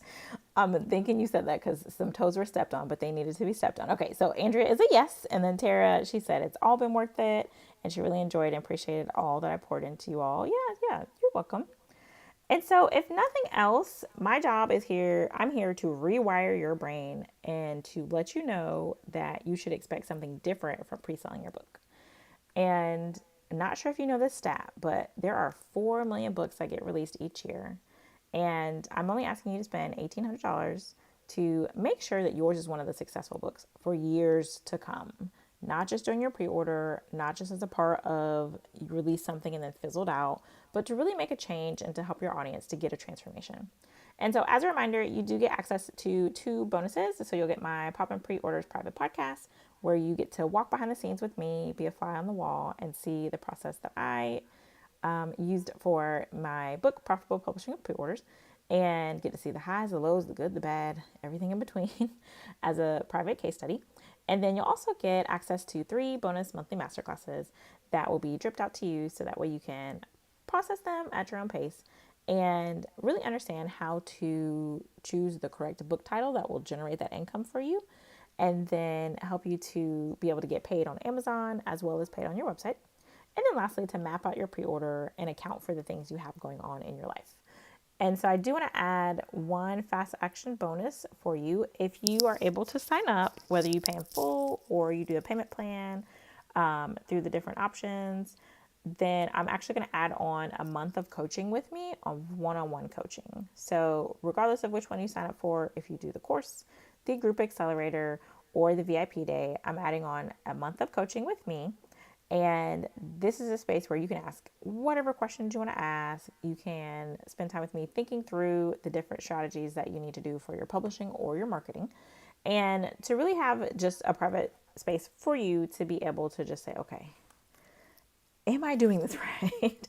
Am I aligning things that need to happen? And so with the program, with the accelerator and the VIP day, you'll get access to the group community and to our group coaching sessions, but this will just be one-on-one. And so it can be on anything. You can pick my brain, ask me whatever you want to ask me. And it's unlimited coaching, so it's not set up where we only have set coaching times. It's when you get inspiration, you ask me, and then I respond within a certain time period, and then you respond within a certain time period like that. So it's asynchronous coaching. All right, so as a reminder, you do get to get the extra discount for being a part of the challenge. And so for the mid-level and for the top level, when you visit preorderprofits.com/join, you can use the code challenge at checkout and you will get a $200 off discount for participating in the challenge. And you all have really done a great job of participating, honestly, and really showing up for yourselves. And so, shout out to you for being able to do that. And if you have questions and you are not quite sure if this is a good fit for you or if this is the right time for you, then I do encourage you to send me a text. And so my number is 470-797-6108. And you can ask me questions and I'll let you know, maybe you should wait on this, or actually this is a better fit for you, or this is actually a different option that could work for you. And so once again, the different levels include the main level is the accelerator. So that's the group community, the group space. You would be able to have access to the course version, to the course curriculum. And then you'll get a copy of Profitable Publishing with Pre-Orders. You'll get the behind the scenes access to the private podcast. It includes the 60-day accelerator to be able to actually map out your pre-order and your book launch while getting feedback from me and being in a community with others. And then you'll have sessions together where you can work on these things.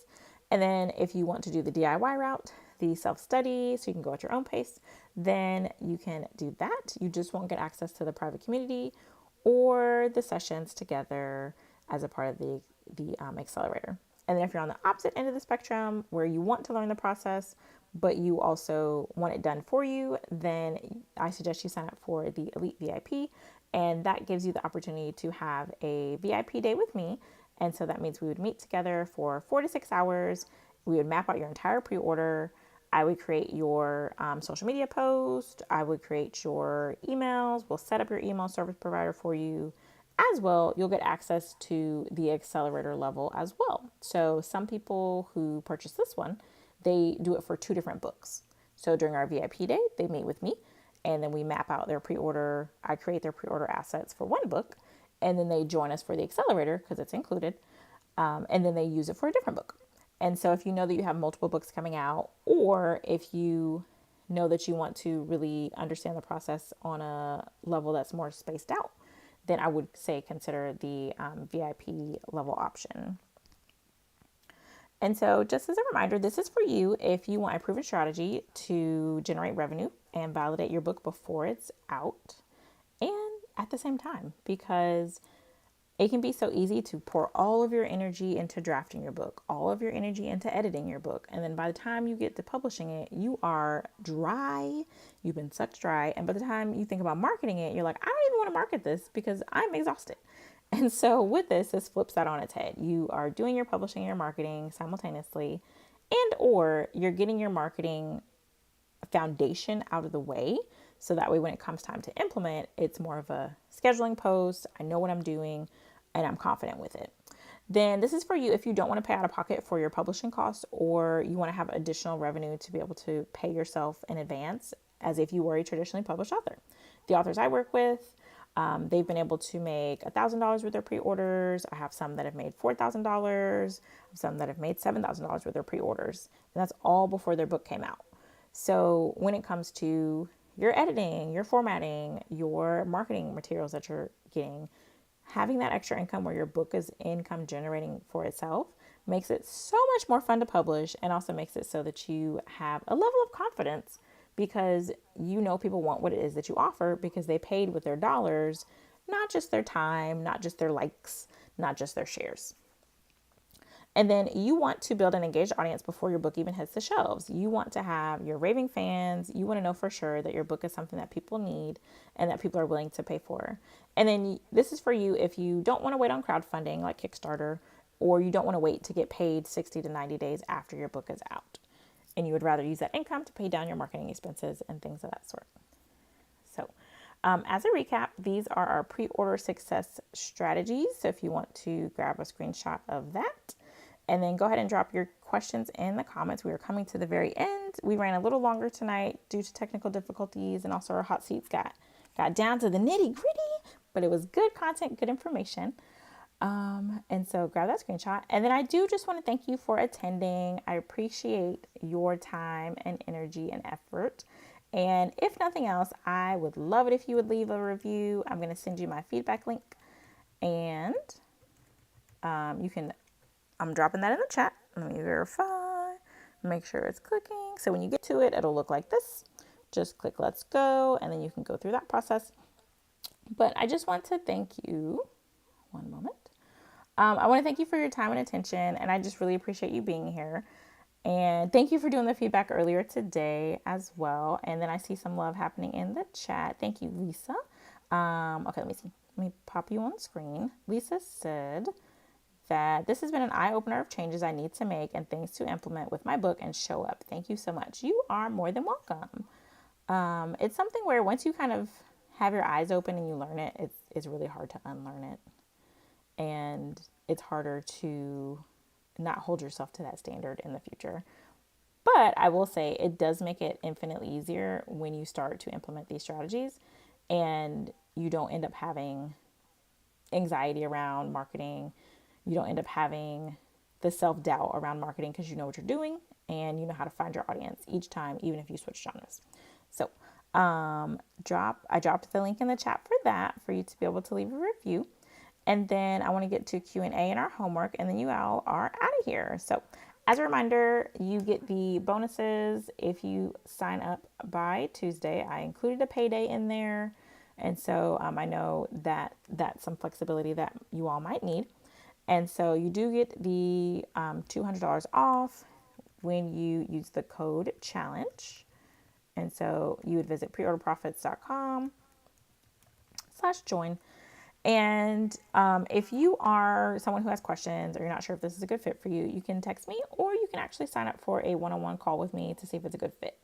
I'm somebody who believes that I'm not going to sell you something that I don't think is a good fit for you because I like to operate with integrity and my salvation is of the utmost importance to me.